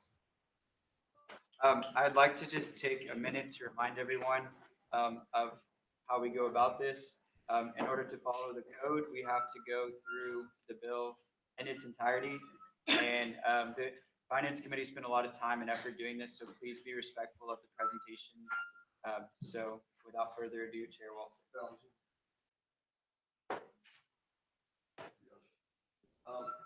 Right, so, it's gonna take a little bit, so if my voice cracks, let me some slack here. A bill allocating fee money to start the Student Government Association. Whereas the Texas A&M Student Government Association is charged with the distribution of 50 grand of student money within the committees, commissions, organizations, and branches that compose the Student Government Association and its Finance Committee has conducted hearings in which each entity requesting funding was allowed to present their vision for the upcoming year, their past use of funds, their extent of their future fiscal year plans, and the cost entailed. It would be enacted that the following recommended item be granted to the 12th can food pantry from the 2018-2019 SGA allocation account, and 312 to phone lines, 42 to postal services, 30 to printing and copying, 25 to office supplies, 15 to envelopes and thank you notes, 200 to bags for clients, 150 to stickers, magnets, cups, posters, board supplies, 100 for flyers for MSC house opening, fall, spring, profit shares, info, res, blah, blah, blah. 100 for promotionals to gain notoriety and widen client base, 150 for Aggie Moms Clubs travel, $50 for the MSC open house fee. For Aggie Recruitment Committee, 150 for their exec binders for Seal and Whoopin' Weekend 19. 19. Better, okay. 200 for pavilion rentals for their retreat and workday, 100 for their fall and spring MSC open house fee, and 300 for the lockers for conference supplies. All right, for alternative spring break, $64 for first aid kits, folders, bug spray, $175 for student insurance for the trips, 120 for 250 pens and 300 stickers to hand out the MSC, $200 for banquet food, $100 for 2 semesters in MSC. All right, for the big event, 312 for phone lines, 1,100 for job requests, thank you notes, donations, etc. 2,100. 2,100. Hey. All right, I like it. For printing agendas, job information forms, and staff pamphlets. 700 for day of supplies and day of materials and office supplies. 200 for Facebook advertising, promo video. 300 for flyers for staff recruitment and MSC open house. $250 for tools. $100 for 2 semesters of the MSC open house. All right, so 100 for the MSC open house fee, 300 for additional storage needed for donations for 3 months. $50 for mailing thank you, for carpool, $50 for mailing thank you cards and shipping PR shirts, 500 for logs, receipts, PR, and recruitment flyers, 100 for lime green paper, risk management materials, and garbage bags, 250 for gala invitations, 4,250 for insurance purposes, 1,300 for fuel for operations. All right, for Cosgo, 312 for phones, and 1,000 for food when on their conference. All right, for Development Commission, 312 for phones, 150 for brick certificates, 500 for brochures, ads and foundation and association and random, 150 for trips, typo, to the Aggie Moms Clubs. For diversity, 25 for meeting agendas, 100 for t-shirt stickers and backpacks. 50 for EIC, 50 for usable grocery bags, 75 for Banner for Earth Day, 175 for food for their for passed out at the MSC, 100 for their MSC both semesters, and 150 for renewing the colder storage one. All right, for exec, 312 for phones, 50 for printing and copying, 250 for various advertising purposes, $325 for town hall banners, flyers, etc. And $1,300 for Aggie's Got Talent. $3,300, sorry, for Aggie's Got Talent, the SBP Roundtable, and a health campaign kickoff. $500 for food for the SBP Roundtable, and $50 for the ACO. All right, for fish aids, $50 for informational flyers, $50 for thank you notes, $75 for parents banquet programs, $200 for custodian banquet ballroom rental, $1,000 for custodian banquet food, and $50 for the MSC open house fee. All right, for GLC, $1,500 for lodging, $1,500 for travel, and $50 for the MSC open house fee. All right, let's scroll. Oh, for LR, $680 for gas to travel also. For Aggie Muster, we've got $312 for phones. Oh, awesome, yeah, okay. So, okay. 400, right.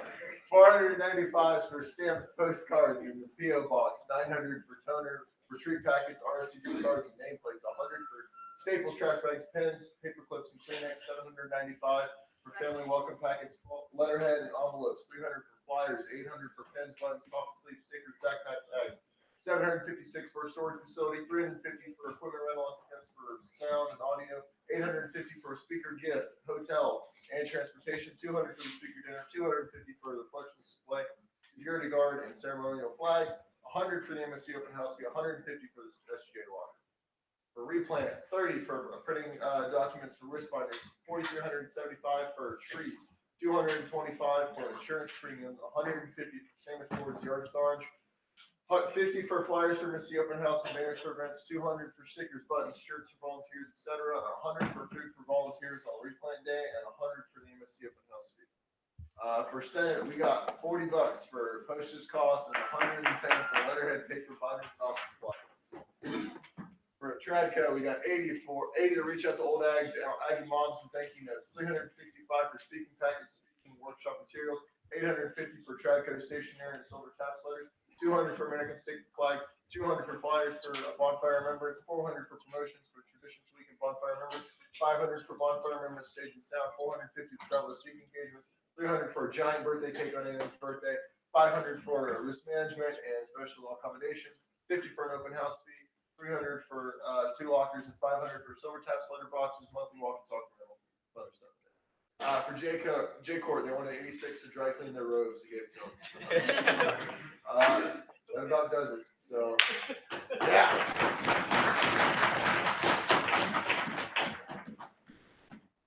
Thank you for that wonderful presentation. Are there any questions for the bill presenters? Seeing none, thank y'all. I'll be sending this bill to the Finance Committee. We'll now move into a reading of SR 71-03, the formula funding resolution.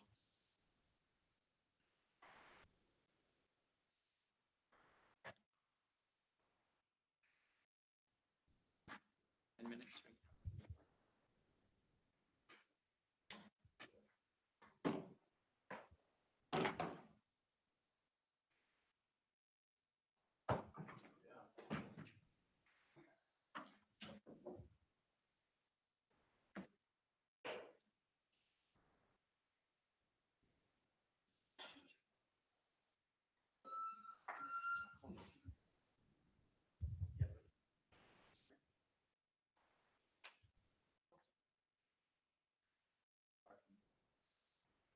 Howdy, Senate.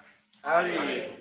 So up here with me, obviously, is Red Cross Relations, Vice President Legislative Relations. You should know. I should know that. And up here as well, I want them to introduce themselves before we get started. So go to the line. We have Parks. Yeah, I'm Aaron Humphrey. I'm the chief of staff of LR. I'm Jason Valley. Cedric Matley. Sweet. And y'all can sit down. I just want to introduce yourself. Really quickly before we get started, I wanted to give you all a couple updates because there isn't like an LR update slot, which is okay. So first, as you noticed, I do have the team and my chief of staff selected. And all that's done. I was a little late tonight, as was Karina, for the fish aids process, and it's going to be hard. So many good fish aids. So those were two things I said I was going to do. Another thing, a point of pitch and I got this letter from John Rainey's office talking about how they have all the legislation that we sent them and how they're excited to work with us on anything. And I have this, if you'd like to read it, hit me up after the meeting, and by all means, read it. Yeah, let's jump right in. Sure. Read it as it states, and we'll explain it. The formula funding is a template for the distribution of monies per school for the state of Texas General Fund for Higher Education, Instruction, Financial Aid, and Research. And Texas Higher Education Coordinating Board is responsible for coordinating the funding of Texas higher education. The recommendation for higher education funding for the 2018-2019 biennial is that Texas legislators return formula funding rates to the rates appropriated for the 2010-2011 biennial by phasing and increases over the next 3 biennials, and increase the rates by 2.3% for inflation. Formula funding recommendation for the 2018-2019 biennial. Enrollment at Texas A&M University continually increases every passing academic year. However, legislative budget board notes the funding for total higher education fund is marginally higher than that in 2006-2007. First, student body and student leaders take an informed, unified stance against all funding cuts to higher education, understanding that seemingly marginal cuts have large direct impacts on higher education, especially that of Texas A&M. Second, that all invested parties in the prosperity of Texas A&M University be informed of the stance of the student body on formula funding. Moreover, that the state and local leaders also be informed of the position of Texas A&M constituents, and Legislative Relations Commission shall be dispatched as the authorized authority in advocating for this resolution, just as they are for every other resolution. Sweet. So just a couple things right off the bat. On the 4th, let it further be resolved. There's going to be, whenever we're in Austin this fall, hopefully in a couple weeks, we're going to make sure that we also give this piece of legislation to all of those members on the Senate Higher Education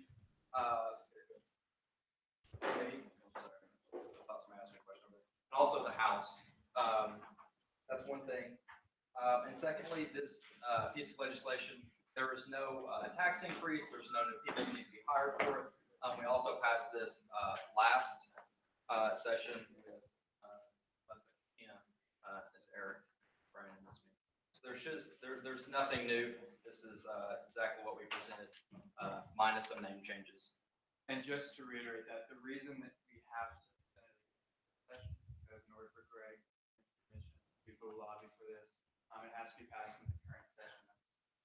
This, along with any other thing that we want to reintroduce, that's why you'll see us up here within the next 2 meetings a lot. One more time tonight and a lot next meeting as well, because the Texas Student Government Coalition's fall conference is coming up, and everything that Greg wants to have on his agenda as well as Amy needs to be passed through our Senate before they go to Austin for that conference. Yeah, and that's part of the code is I can't show up to TSGC and say that Texas A&M wants A, B, C, and D. If you all haven't approved it, that's our check on power. Yeah, I think that's. Are there any questions for the presenters? Yes.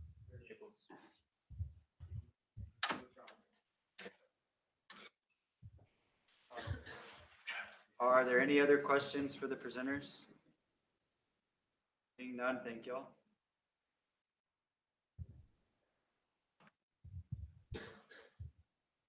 So just as a reminder, since it's a resolution, we will be voting on it tonight. So we will now move into a period of debate. Is there any debate against the resolution? Senator Maples?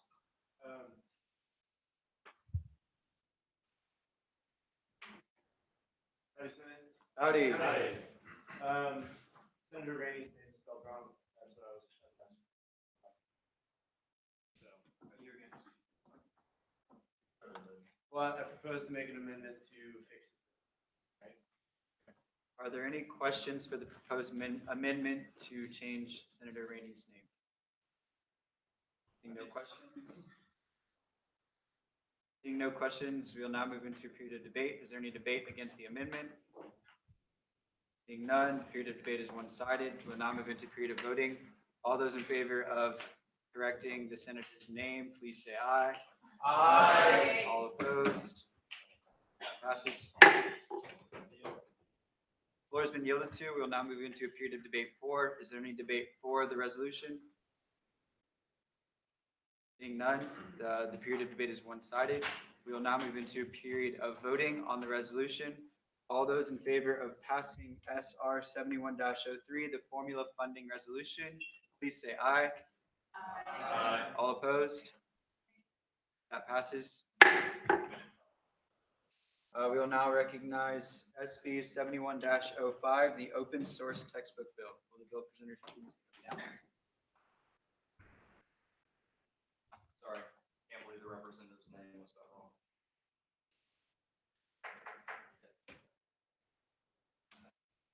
Howdy, Senate. Howdy. So like I mentioned, we're moving up here a little bit. It's the last time for this tonight. But also this is a piece of legislation that was written last session that we're going to be reintroducing this session, obviously. Connor Holt wrote it along with an LR member last session. Okay. So I guess I'll start by going through it quickly. Textbooks purchased by full-time or part-time students enrolled at an institution of higher education, including but not limited to private and public colleges and universities, online universities, colleges as defined by section 60.003 Education Code and located within Texas can be financial burden on said student. So obviously textbooks are expensive. This bill aims to lobby for the goal of having Texas A&M encourage its professors to write more in-house textbooks. Therefore, they are open source. That's all I have.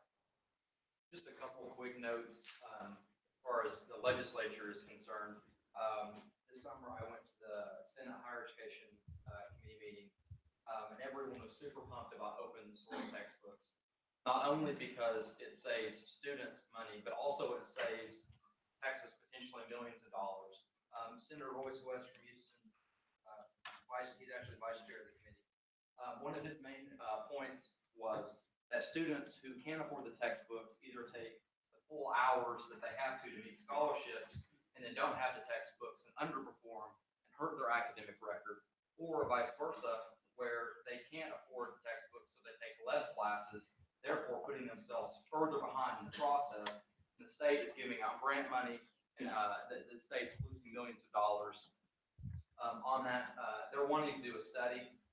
They're also talking about making it statewide, or as part of the Texas libraries online. So the core classes, biology, chemistry, whatever the core classes are, making sure those are online, and that could potentially save the state and students billions of dollars if all of the core textbooks were online. And that's something they're super hyped up about. And I can't wait to be able to go in a few weeks and talk to Senator West and the entire committee, especially Senator Larry Taylor too. They were actually excited at 8 a.m. in Austin. 9 a.m. So I'll be quiet, and I think that's it. And then a little programming note for this bill as well as just the entirety of what we're going to bring to you guys this session. This one, obviously, the research was done manually by Connor last session.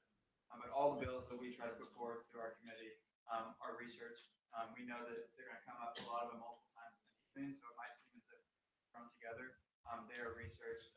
We both have met with the government relations and meets with stakeholders in Austin about this. Just a quick note on that. And we yield the question. Are there any questions for the presenters? None, thank you guys. I will send this bill to the legislative. We will now move into a reading of SB 71-06, the amendment of the Senator Recognition Policies Bill. Will the bill presenters please come down?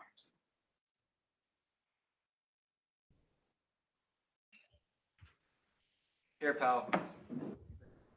Chair Powell, this is your bill. This is your bill.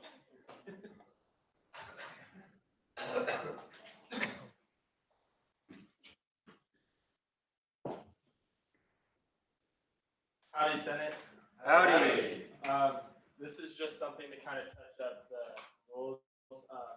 Whenever I was going through some of the code last year, I forget what I was looking for, but I found this, and it said every time you're called out of order, you should have like 2 calls of order instead of 1. Type in here and just so this bill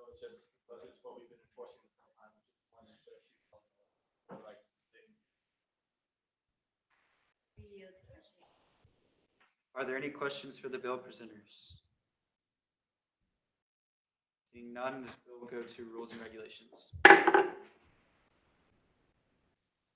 We will now move into a reading of SR 71-04, encouraging students to vote in 2018 midterm elections resolution.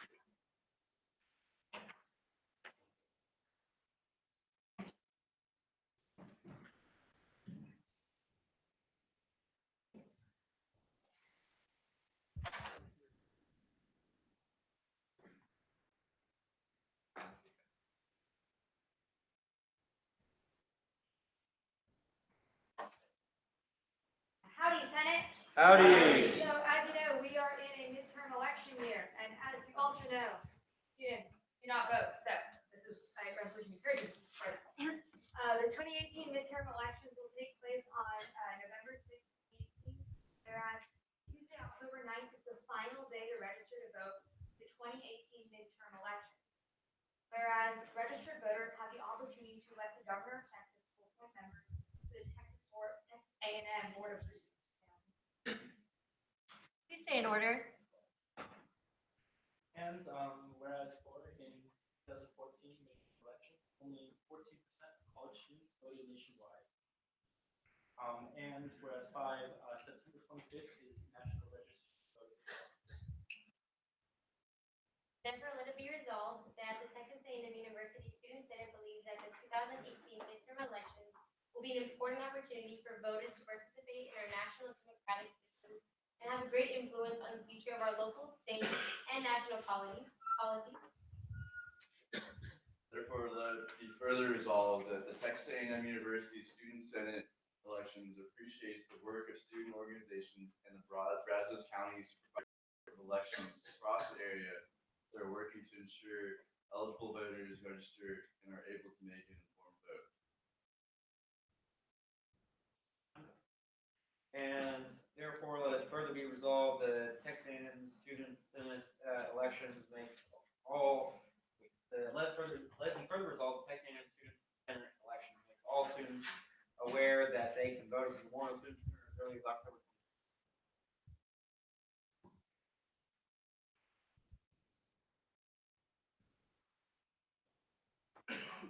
Let it be further resolved that the Texas A&M University Student Senate encourages students to do their own research on issues and candidates that will appear in the 2018 midterm election ballot. And let it be further resolved that the Texas A&M University Student Senate asks all eligible students to ensure that they are registered to vote and that their registration is up to date so that they can have their voice heard.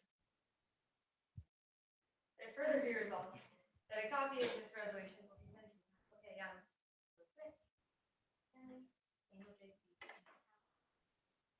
Any questions?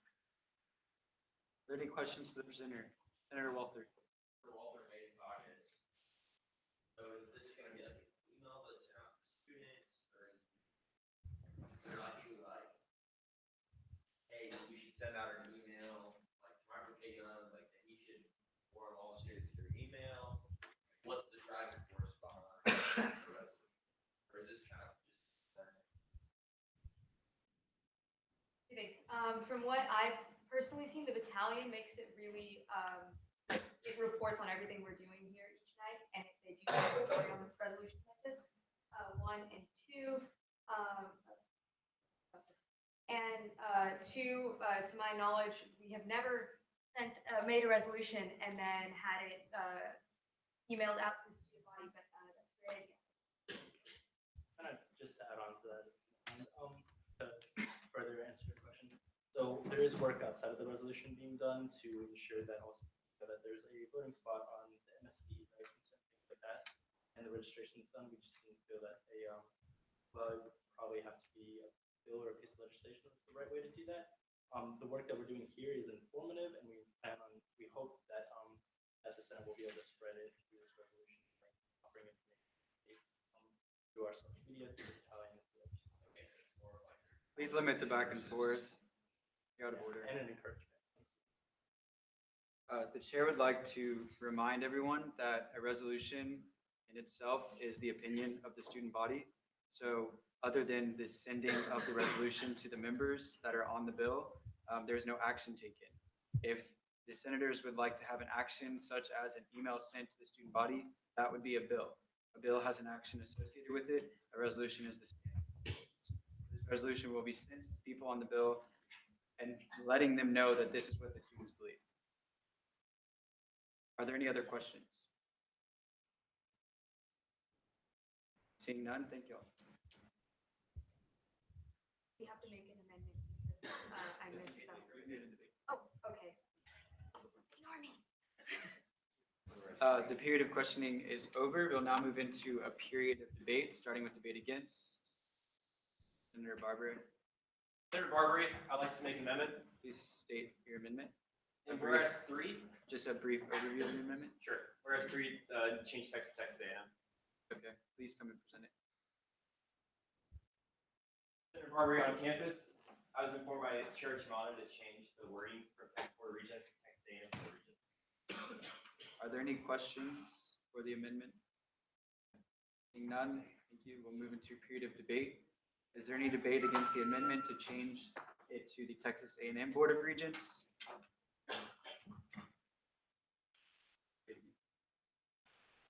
Seeing no debate against, that debate is one-sided. We'll move into a period of voting on the amendment. All those in favor of passing the amendment of changing it to Texas A&M Board of Regents, please say aye. Aye. All opposed? That passes. Senator Barbary, you still have the floor. Yield the floor. Floor has been yielded to. We'll now move into a period of debate for Senator Thompson.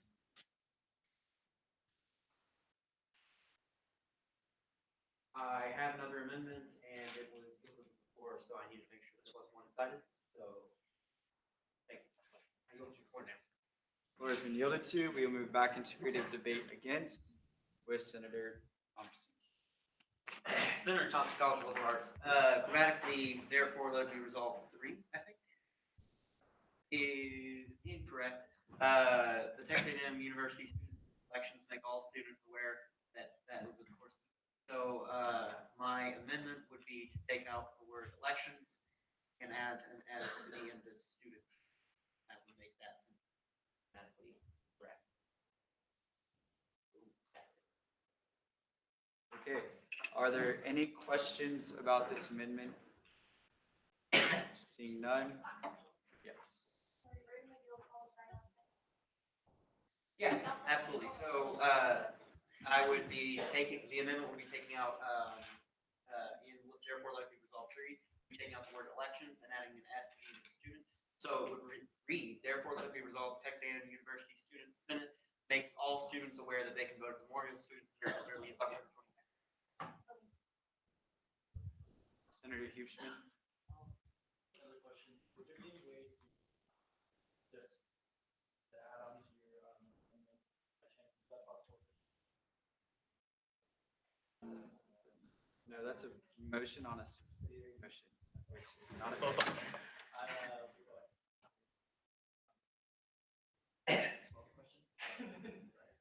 Are there any other questions? Okay, we'll move into a period of debate for the amendment. Is there any debate against the amendment?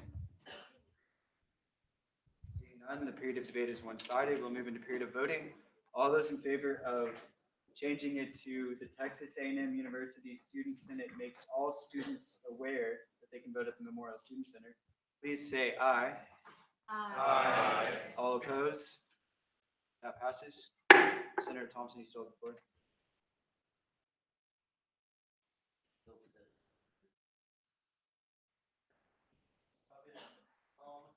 I just wanted to real quickly propose an amendment to ensure that it's clarified, just by changing the to therefore let it be resolved to just let it further be resolved on number 3 and number 2, and then also changing the number on The other one's to make sure it's. Sorry. So it'll read, therefore let it be resolved, and then let it further be resolved on number 2. And then let it further be resolved. Resolved. That way, because I know we just proposed an amendment on let it further be resolved 3, which so just share. Okay, are there any questions about the grammatical changes of the bill, the resolution, I'm sorry? Seeing no questions, I will now move into a period of debate on the amendment. Is there any debate against the amendment proposed by Senator Hughes? Seeing no debate, that's one-sided. All those in favor of adopting the grammatical changes, please say aye. Aye. All opposed? That passes. Floor has been yielded to. Is there any further debate for the resolution? Seeing none, the period of debate is one-sided. We will now move into a period of voting on SR 71-04. All those in favor of passing the encouraging students to vote in the 2018 midterms elections resolution, please say aye. Aye. All opposed? That passes unanimously. All right, we will now move into a period of open session. Is there any business for open session? Senator Moreno. Please state the title of your resolution. Are there any seconds? Multiple seconds? Please come down and present your resolution.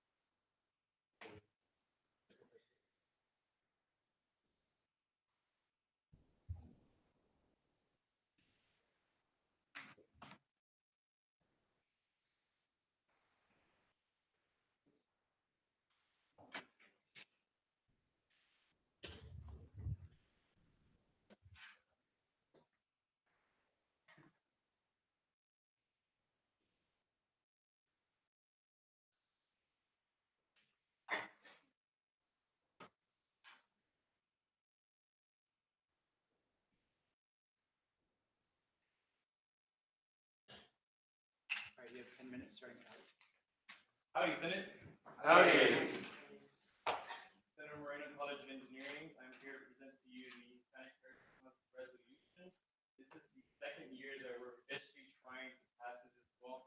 Last year, I went ahead and introduced this to a group of other people as well. And we're really excited to present this again, but with a different kind of twist of it as well. So we'll go ahead with the next slide. So this is just an overlook about the resolution. We're basically talking about the history of Hispanic Heritage Month.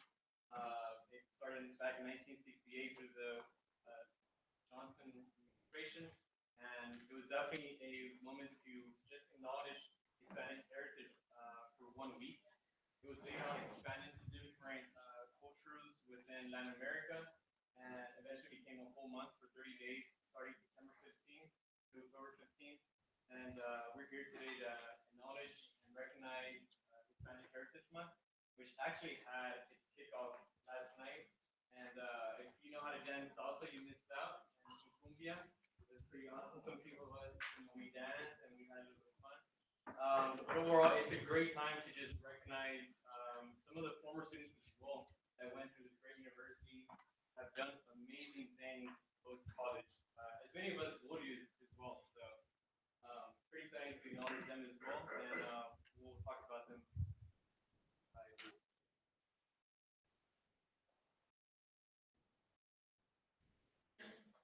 So the first one I want to talk about is a former student called N. Valdez. So N. Valdez was, as history shows, the first Aggie to score a touchdown.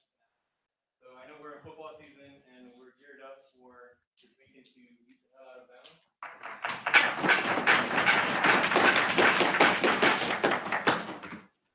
But N. Valdez, who we probably don't know his first name, back in 1897, or 1894, he scored the first touchdown that was ever recorded by an Aggie. So he was from Hidalgo, Mexico, and I think after he graduated, went to grad school in Colombia. So maybe I can look for his name there. But he was the one that scored the touchdown against Galveston. I don't know why we picked Galveston again. And but the unfortunate thing is that there's no photographs of Valdez, so no way to officially say that definitely Aggie and love the football history behind it as well.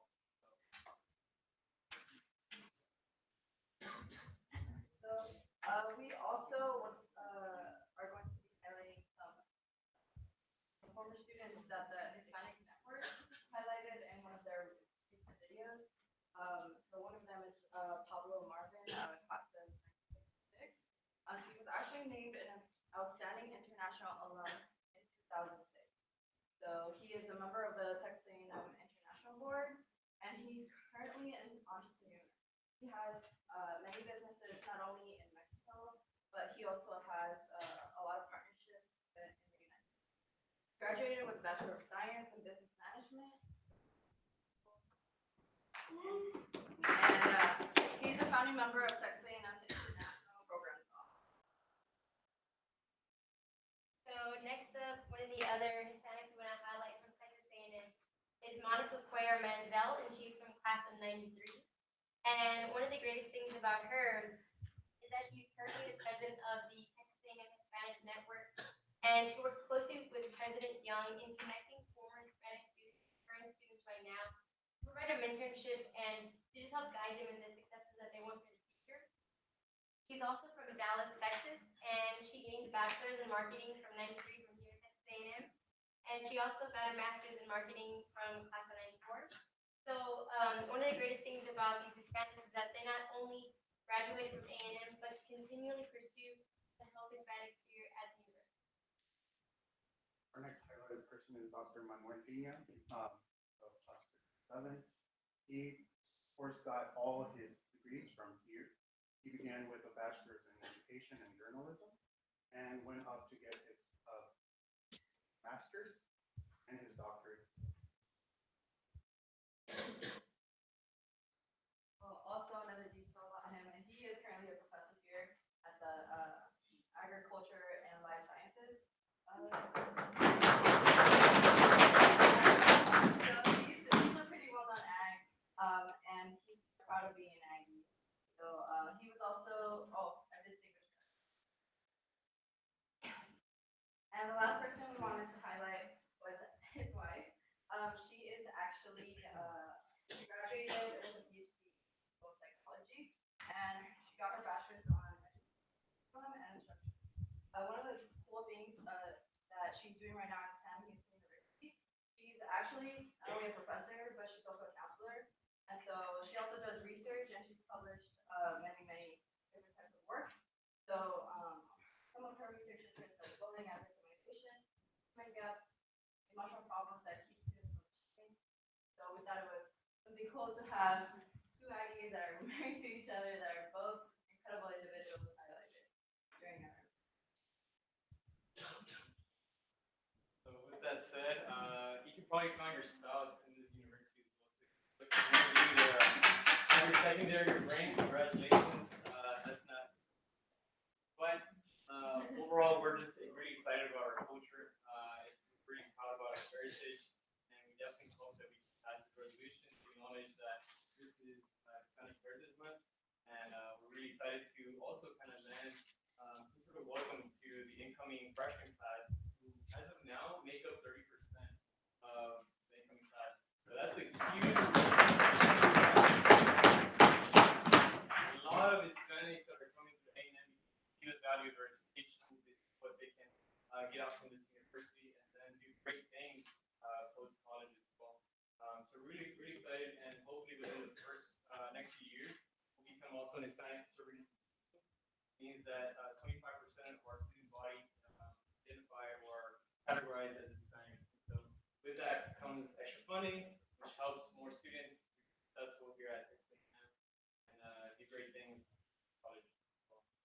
With that said, we yield my time to the floor. Are there any questions for the presenters? Seeing none, thank you guys. Oh, Senator Vitaka. Senator Vitaka, you may have mentioned it, but what is the 5R in the title? I can't.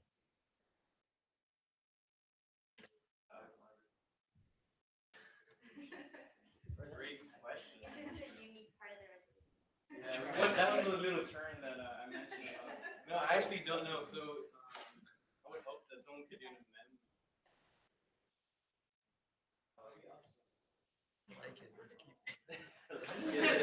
That means respect times five.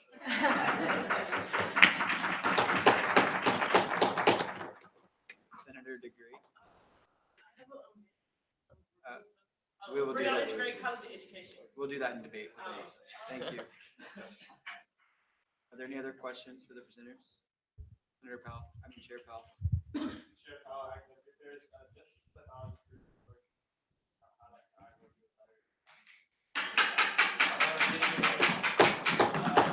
fun fact, a guy named Fernando Palomo, who actually works in ESPN, he actually came to our football game last weekend, and he was honored in front of everyone, and he gave a short speech the day before. But Fernando Palomo, he's worked, he came to A&M, he was a javelin thrower, I think, an athlete, very strange sport. But he got his agricultural economics degree, bachelor's, and then went back to Salvador and became a sports catcher there, and then got different opportunities, and then ended up in ESPN. And he commentates on like World Cup final games. Actually, no, he hasn't done that yet, but he does a lot of big tournaments. And we honored him last year. He came back and thanked all of us, all the student body, for approving this resolution. And I still have the letters. It's pretty cool. I'm gonna frame it once I get the frame. On the board. But really cool story. So we're hoping that some of these former students will thank us as well for passing this, and really take pride in that this was something that session. So. Are there any other questions for the presenters? Seeing none, thank you all.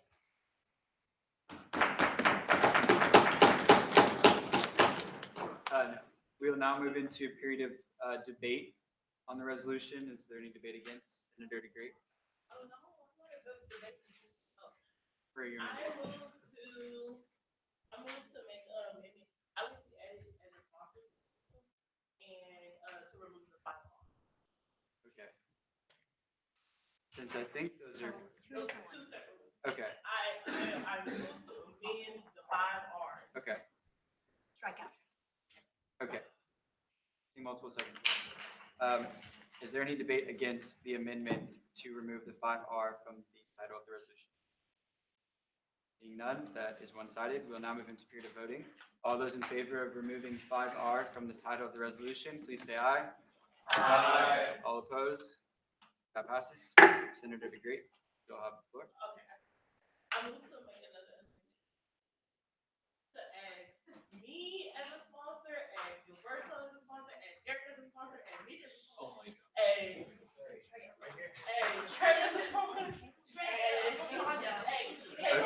Okay, please come to order. Hold on. Please stay in order. Please rise if you would like to be added as a sponsor.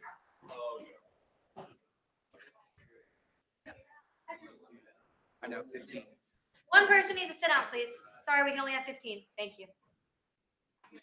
What, well, Pataka or Thompson, one of y'all can stand back up. Okay. No, because there's already 3 on So I there. 1, 2, 3, 4, 5, 6, 7, 8.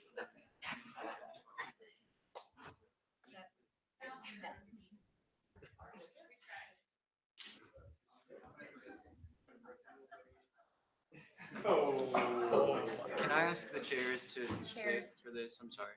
There's too many. Okay, Matt and Tate. One, two, three, 4, 5.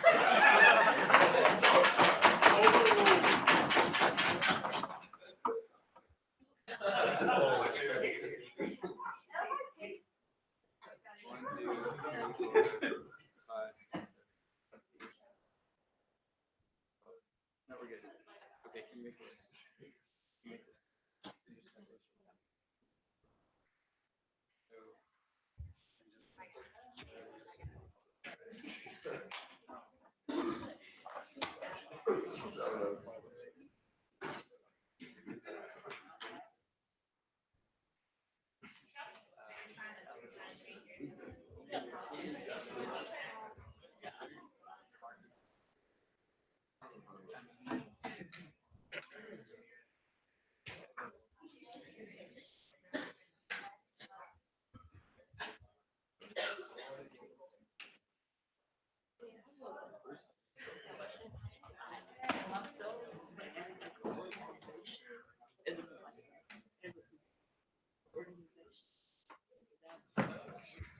They have a 10 those 15 total.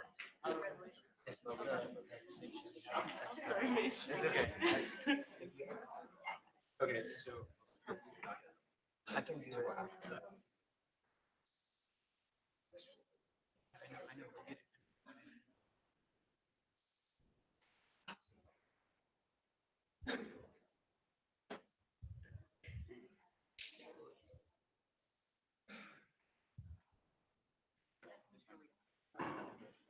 Okay, so I have as added, so just so that we understand, because we're voting on amendment, the amendment is to add Senator Roberts, Chair Mendoza, Chair Robioso, Senator Barbary, Senator DeGrape, Senator Elizondo, Senator Nambila, Senator Martin, Senator Amini, Senator Ramirez, and Senator Golter, who has. So adding those members as sponsors, you guys can be seated.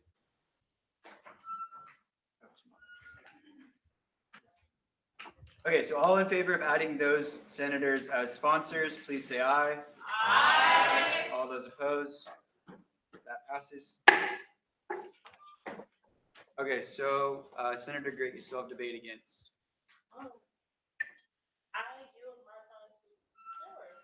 Okay, the floor has been yielded to. Is there any debate for the bill? Resolution.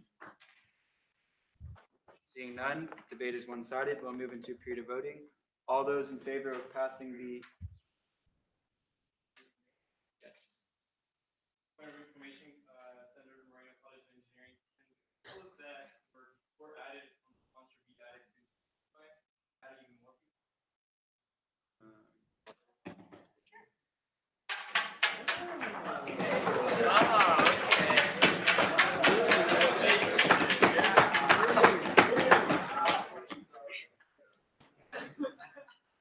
Okay. Thank you for your point of information. We'll now move into a motion. Here, Wilson, rules and regulations. I move that we move back into a period of debate so that we may add 3 more senators. Seeing multiple seconds, all those in favor of reopening the period of debate, please say aye. Aye. All opposed? That passes. So the period of, we are now back into a period of debate. Is there any debate against the resolution? Senator Roberts? Senator Roberts, College of Liberal Arts, I'd like to make an amendment to the resolution. I'd like to move the people who were previously listed as sponsors to be so we can add more people as sponsors. See multiple seconds. Is there any debate against this amendment?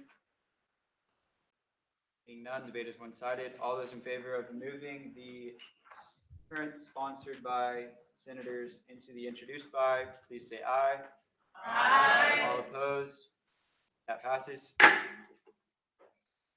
Okay, we are now still in period of debate against, and there are 3 additional spots for sponsorships. Senator Roberts, you have the floor. Oh, no, You can yield to another against. Oh, okay. I'd like to make an amendment.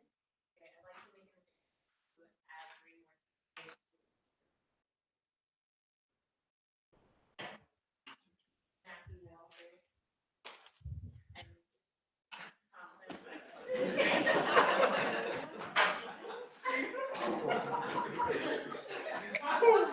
That was close. Okay, so the amendment is to add Chair Wilson, Chair Walter, and Senator Thompson as sponsors. Is there any debate against the amendment? Seeing none, the debate is one-sided. All those in favor of adding those senators as sponsors, please say aye. Aye. All opposed? Nay. That passes. Senator Roberts, you still have the floor. I yield my time. The floor has been yielded to. Is there any debate for the resolution? Seeing none, we will now move into period of voting. All those in favor of passing the Hispanic Heritage Month resolution, please say aye. Aye. All opposed? That passes. We are still in open session. Does anyone else have any other business for open session? Chair Chimada. Chair Shimada, Student Services, I would like Please come present it.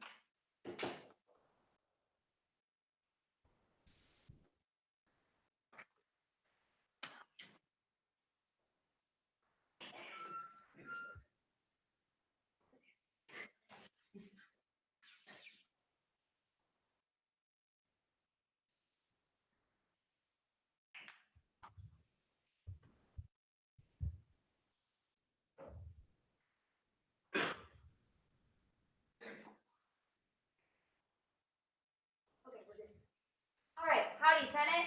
Howdy. Okay, so during my chair election 2 weeks ago, remember how I said I wanted to make an interpersonal violence subcommittee? Well, thank you. Okay, well, internal affairs, we voted on it and we'd like to create it, and it has been created. Yay, okay, now we have to make a subcommittee chair. And I wanted to present Senator Lopez because before she was in Senate, whenever she was campaigning, she campaigned on a platform that included assisting victims of violence, domestic violence, and I think that this subcommittee will be an opportunity for her to follow through on her promises. And I also think that she's very passionate about this specific issue. And I think that she will be very good for this program. And also, if you guys don't remember, the subcommittee would focus on 2 things. The first being a interpersonal violence victim emergency fund, which I'm very excited to start talking to people on campus and university administrators about and working more with execs on, and also a sexual assault panel during the month of January whenever awareness month. So yeah, with that, I move Senator Lopez. Are there any questions for the presenters on their interpersonal violence subcommittee? Seeing none, thank you guys. Yeah, we're gonna do. Okay, so basically, for this to move forward, you guys need to confirm Senator Lopez by a simple majority. I'm assuming that's what you're gonna do. We'll do a regular confirmation.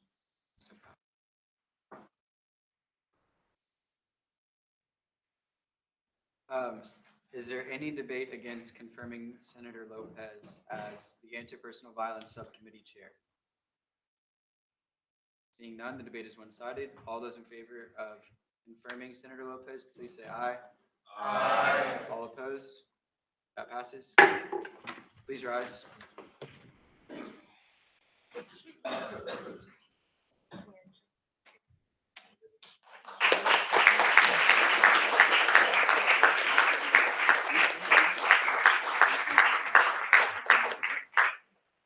Raise your right hand. I state your name. I, President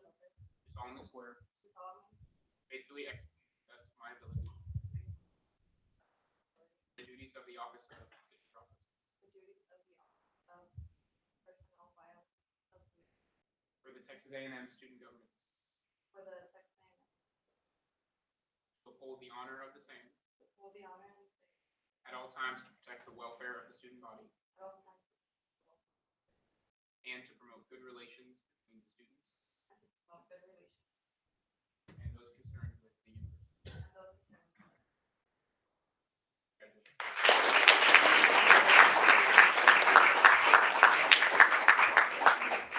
Please be seated.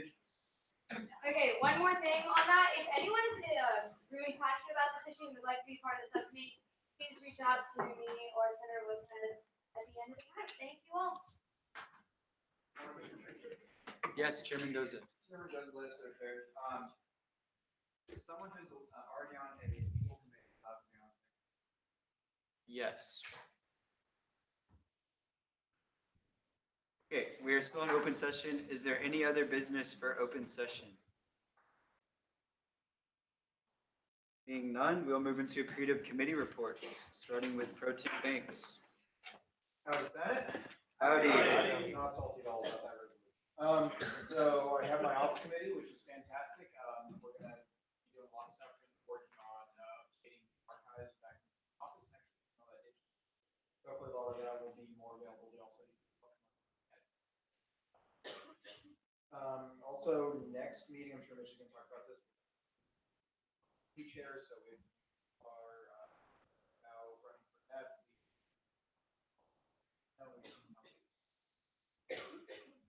Beyond that, I don't really have much. What my time for questions? Is there any questions for Pro Tem Banks? Seeing none, thank you. Chair Wilson. Chair Wilson, rules and regulations. I just want to give an early congrats to everyone getting their Aggie rings on Friday.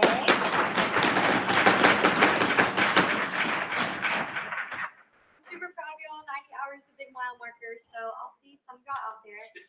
Subcode tonight, immediately following the Senate meeting at the Chicken. I'm down to give rides if you need them. I park in Coldest, so, not a far walk. I'm going to piggyback off of what Pro Tem Banks said. If you plan on running for Unity Commissioner, please reach out to James. He had a really great presentation and some cool ideas that align really well with Amy's vision with Diversity Commissioner. Lastly, there was a lot of side conversation, as in right now, as well as earlier. And ugly comments that I caught in the room today. That is in no way okay. We are all Aggies and we need to be respecting each other. And we're all entitled to our opinions. So please keep side conversations and nasty comments to other senators, whether mumbled or said out loud under your breath. Don't do it. Not okay. I yield to questions. Are there any questions for Chair Wilson? None? Chair Walther. I'd like to just personally thank my whole committee for a lot of dedication this week. It feels really tough to get through. We're done now. Hopefully, John's gonna awesome. Yeah, there's great questions. Hopefully, we're done. Now, fingers crossed on that one, but yeah, I'll leave it at that. Thanks again, my whole committee, and get the hell out of Bama.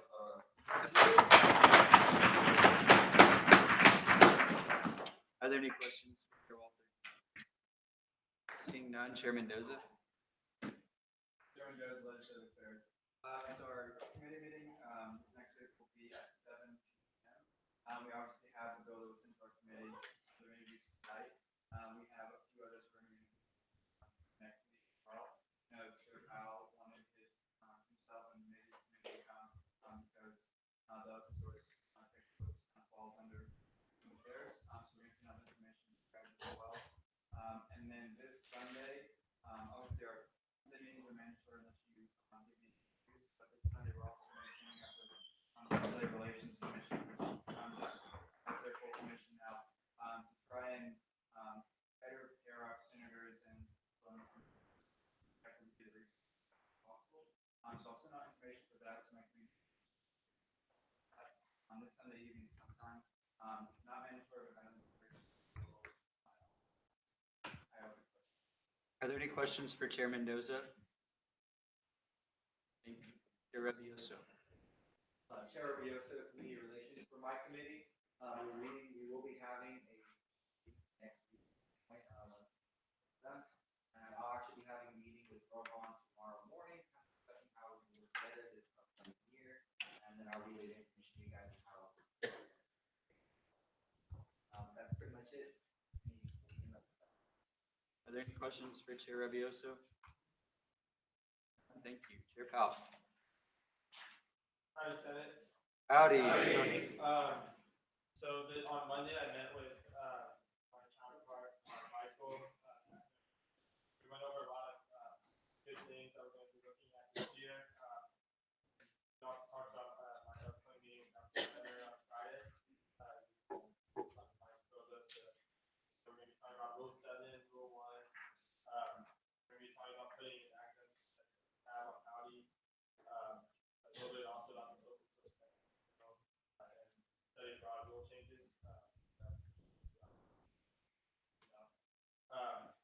We also are looking into ways to improve like the University Council. So we're thinking about maybe like certain councils like that help with study abroad or help with access. But if you have any ideas in general about how to do University Council education, and also the IMK ladies are joking for services. Okay, so make sure you go out to ideology, please. This is the first time I'm doing this. Really put a lot of effort into this. And also, if you're free on October 8th from 11:30 to 1, she told me that any and all of you are invited. It's going to be great. It's going to be free food, luncheon with some speakers and a hotel, I believe. And yeah, so if you have any, also my committee, we're going to be going into like a joint committee. Theirs. Do you have any questions for me, or if you want me to talk about it?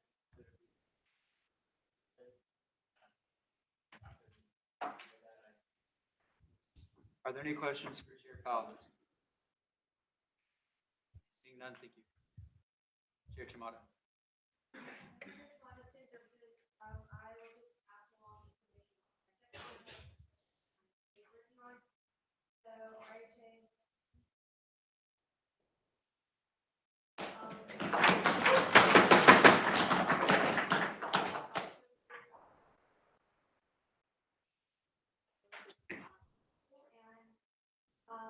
As far as, they've already been present, it's very difficult to get that. However, now we're kind of thinking about.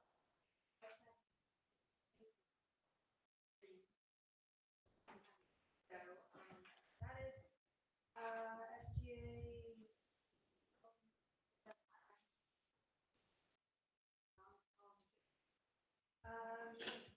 And we are moving forward with working with Wipeout Hunger, November and April. And right now, it's stage of enrollment. University was pushed for this. So, in the next couple weeks, there will student counseling services, after assault crimes. So it's all an ongoing conversation with multiple people. And if you're interested in any of that, please let me know. And if you're interested in stuff, please let her know. And yeah, my community.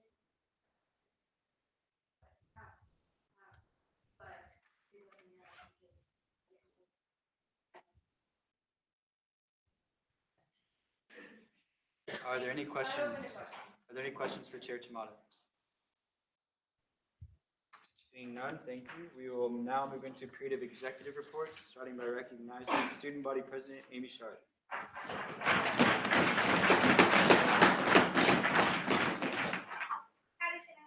Howdy. I can't believe we're already at this point at 9:42. Okay.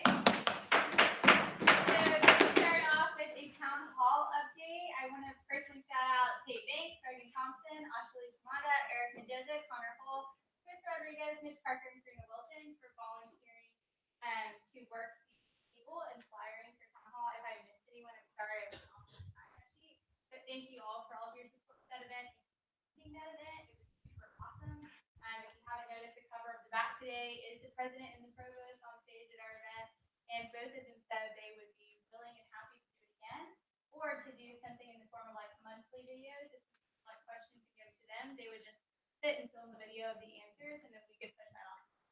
So lots of opportunities there. Thank you for all your support for that. Glad that it was a successful event. Next thing, Diversity and Development Commission application. So thank you for confirming my candidate. Both of them need to form their commissions quickly because frankly they just have a lot of work to do and we want really good people on their commissions. But I think so many students in general just kind of burn out right now because they've done so many applications in the last few weeks. So if you know anyone personally that you think would be for the Diversity Commission, the Development Commission, you want to give them that little push to fill out the Google Forms. I promise it's very short. They just pass a resume. No biggie. Please encourage them to do that so we can get really good people on their commissions and do the hefty work that we have ahead. Next thing, and if you need the links to those, they're in emails I sent out, but I can also give you those. And we had an SVP roundtable last Friday. It was the first one, and it had a diversity and inclusion focus, which is really great. We brought student leaders from different areas of campus and divided into 3 groups to really like attack and edit a diversity plan that I had built. So they kind of just like each tackled a section of the plan and then presented as a group things they liked, things they didn't like, things they thought were missing. And then they marked all over the document. So they gave me all of this back, and now that we have James confirmed, tomorrow him and I will be sitting down and coming through all this edits, revising the plan, and then making that finalized version that we can then share with all those participants, share with y'all, and share with the student body. So that's very exciting. Health campaign update. This month we've been focusing on sexual assault. You may have seen the video that was made that went out, which was really exciting, where we like Aggies take care of Aggies, and different student leaders expressed a condemnation for sexual assault. That was a really cool thing to do. We incorporated grad students, which was another great way to make sure we're starting the year representing them as well. And then next month is Mental Health Month, like Ashley mentioned. So we're going to be focusing all of our spotlights and information and education things on mental health. So if you have any ideas that you want to share with us, please do. We're going to make a video that's focused on humanizing student counseling services, and hopefully maybe like showcasing what it's like all the way from like making an appointment to like sitting in on the appointment and leaving. But what is it called when it's fast? Time lapse. Is that it? Yes. Okay, yes. So we're going to do one of those. And also we are going to do another order of t-shirts. So show of hands if you didn't get a Howdy Health shirt. Okay, there's quite a few of you. So we will probably just kind of estimate those numbers and make sure that we have enough so that everybody can get their Howdy Health shirt. But we'll be doing the next order on those in the next week. And Valentina is the one getting this number. So if you really want a shirt, make sure she knows. We mentioned speaking to organizations in my last exec update and the partnership between exec and senators to go speak at state. More work has been done on that in preparation, and so Karina and Sarah Sweeney on my top staff will be updating y'all, I believe, the next Senate meeting to start signing up to speak at those. A couple more things, and then I'll wrap up. Aggie Recovery Community is an organization I've been working with a lot lately, and I feel it's pretty underrepresented in general and underfunded. There's a big community on campus of students. Just statistically, if you look at how we're a sample size of the nation, there's a lot of students on our campus that may be struggling with recovery. So it's important that we use the platforms we have to help support that community, because right now they just have very, very minimal support and platform. I believe the Aggie Recovery Community has about 12 members on their list and maybe 5 that regularly attend, where the reality is we have members of thousands of our student body that are in recovery. So one way that I want to start to support them is by building a task force, maybe 5, 6 people, depending on interest, that can really devote time on an hour a week all together to go ham and just really work on brainstorming and supporting and meeting with the leaders of the Aggie Recovery Community to support them. So if you are interested in that, please let me know know tonight after the meeting is out, so I can make sure we have your name down, as someone who's going to be part of that. And you tell Alabama.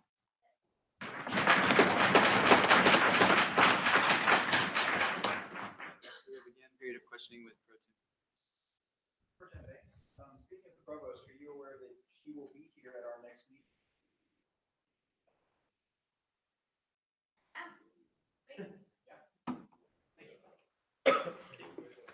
Are there any other questions for SVP Sharp? Seeing none. We'll now recognize Chief Justice Newman. Howdy, Senate. Howdy. So I'm going to talk today very briefly about some of the procedural changes that we'll be working on this year for judicial court that we've identified in the bylaws, and the involvement that we're looking for this year thus far that I've talked with Parker and talked about a little bit, and then Jay Court in the spotlight as well. So some of the procedural changes that we're looking at are implementing briefs into the process.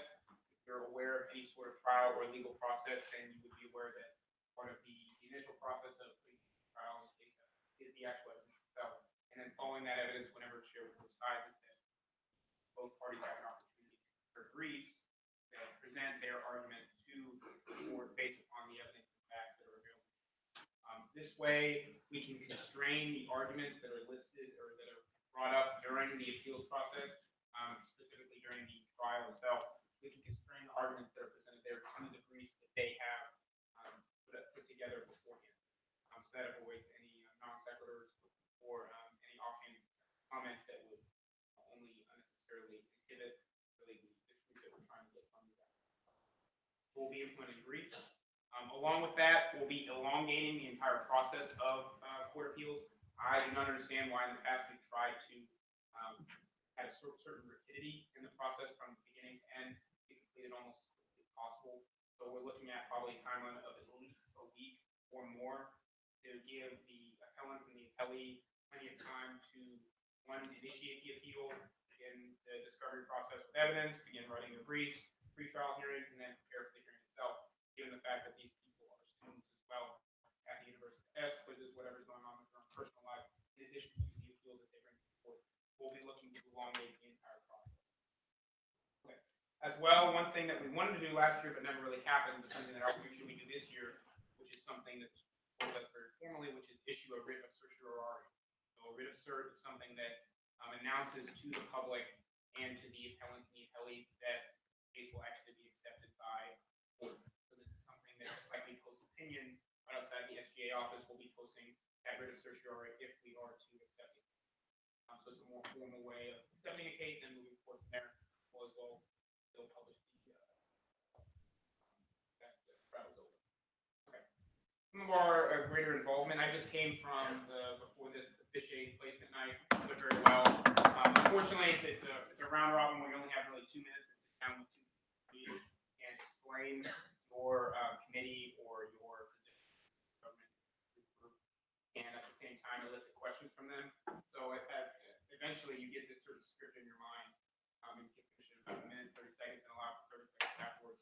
But regardless, it was a fun experience to get to sit down with really motivating freshmen, and really exciting to see some of the people that will be future leaders of government and across campus. I've talked with Speaker Parker and Student Body President Sharp about a potential opportunity for a comprehensive code review that the Judicial Court, in conjunction with Speaker Parker and Rules and Regulations Committee, would work to be evaluating the entirety of the code in terms of providing suggestions for changes based upon the operation of the Senate as it is now and what may allow it to better operate in the future, as well as removing any contradictions that might exist in the code. I know that was for today where Bill had to be part of a contradiction. I know plenty of those exist because it's hard to have the due diligence plus pages of code documents. Okay. Last thing I'll mention is the J Court in the spotlight. So those of you who were at the game, should have been all of you at this last game that we had. If you listened to the communication, then you would have heard Justice Rebecca Lee give you a good opportunity to have student government candidates. That's all I have. Are there any questions for the Chief Justice? none, thank you.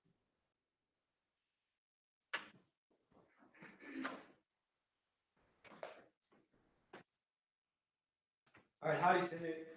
Howdy. So I'll be brief so that we can get out. The first thing is, although there was like debate and amendments to the bill, I'm really excited about the diversity and inclusion bill. I think that'll be really good. We'll be having an election for that chair next meeting, like was mentioned. So if that's something that interests you, you're up. I think it's a cool position.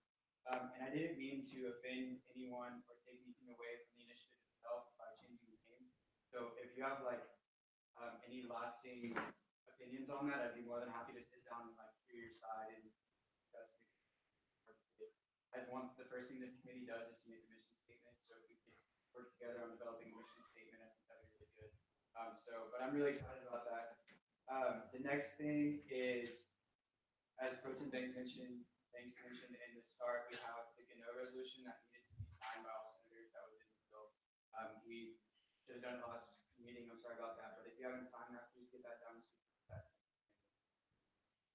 The games statute task force applications for that are like coming out shortly. Chair Rabioso is the chair for that committee. So if you're interested in being on that task force for the statute, we have some pretty lofty goals of fundraising and getting that jump started and put in place within the next few years. So if that's something that interests you, there's some leadership opportunities to really develop that initiative. And if you're interested, please reach out to myself or Chair Rabioso.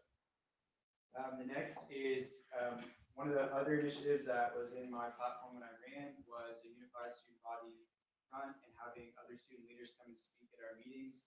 So the MSC president has agreed that she thinks it's a good idea that herself or a member of the executive team come and give a report similar to SVP Sharp and Chief Justice Newman on what's going on at the MSC, things that they're struggling with, whatever programs are going on. So I'm pretty excited about that. And I'll be talking with other leaders from the core and RHA in the future about that. On that note, of people coming to speak to Senate, the Provost Fierke will be coming to speak at the next meeting. This is a really cool opportunity. It doesn't happen every meeting, so that will be 15 minutes of presentation and 15 minutes of today. So please come prepared for that. Please be respectful. Please close your laptops when she comes. No side chit chat. This is a really high university administrator, and please like show ourselves as SGA and Senate on the highest level. The next thing is the J-Corp review of the code. This is something I'm excited about too. So if you're on the Rules and Regs Committee, J-Corp is full of a lot of very brilliant people, and this is a really cool opportunity for them to get involved with SGA and kind of help us operate better. There's a lot of loopholes in the code, a lot of things that I get kind of worried about when I read it. So I'm really hoping that we can do this over this year and have like a really good, thorough review. So I'm looking forward to that. I want to remind everyone that what we say and how we conduct ourselves in this room is forever. We're always live streamed. We have, as was mentioned earlier, the battalion reports on all of our meetings. A lot of our stuff gets boosted into bigger platforms. So by all means, please stand up for what you believe in and voice your opinion. But just a reminder to hold yourself to be very respectful. And this room is, though it can get heated, we're all Aggies, and just a reminder that it doesn't go away. The next thing is Green Day is Friday. I'll be getting my ring.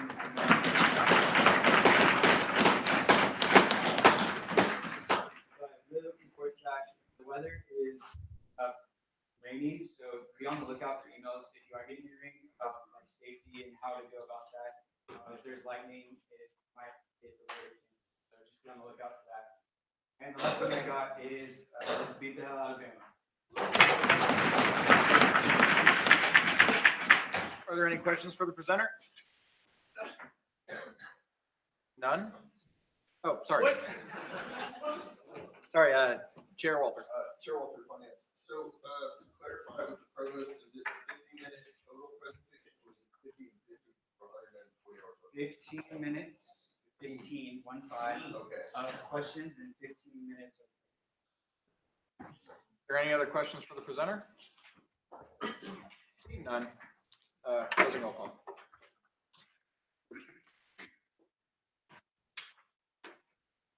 Can you raise your hand if you have not signed the Gano resolution? Can we pass these around? Raise your hand and keep it raised so we can get this around.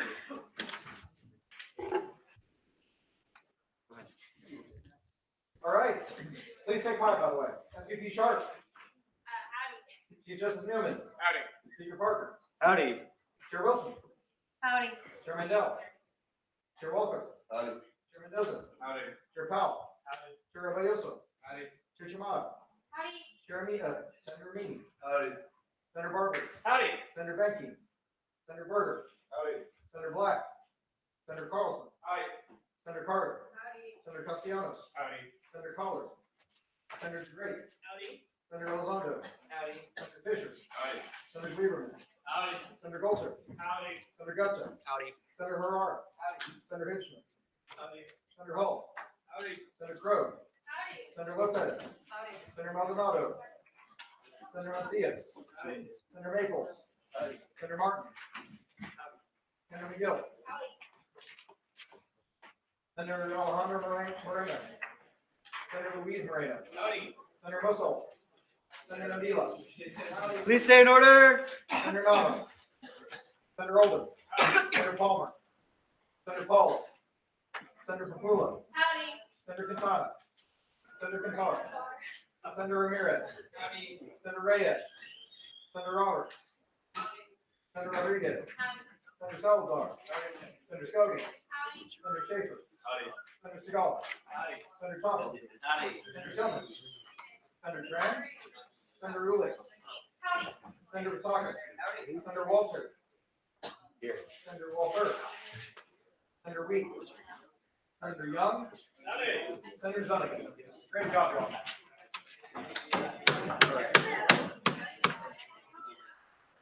Already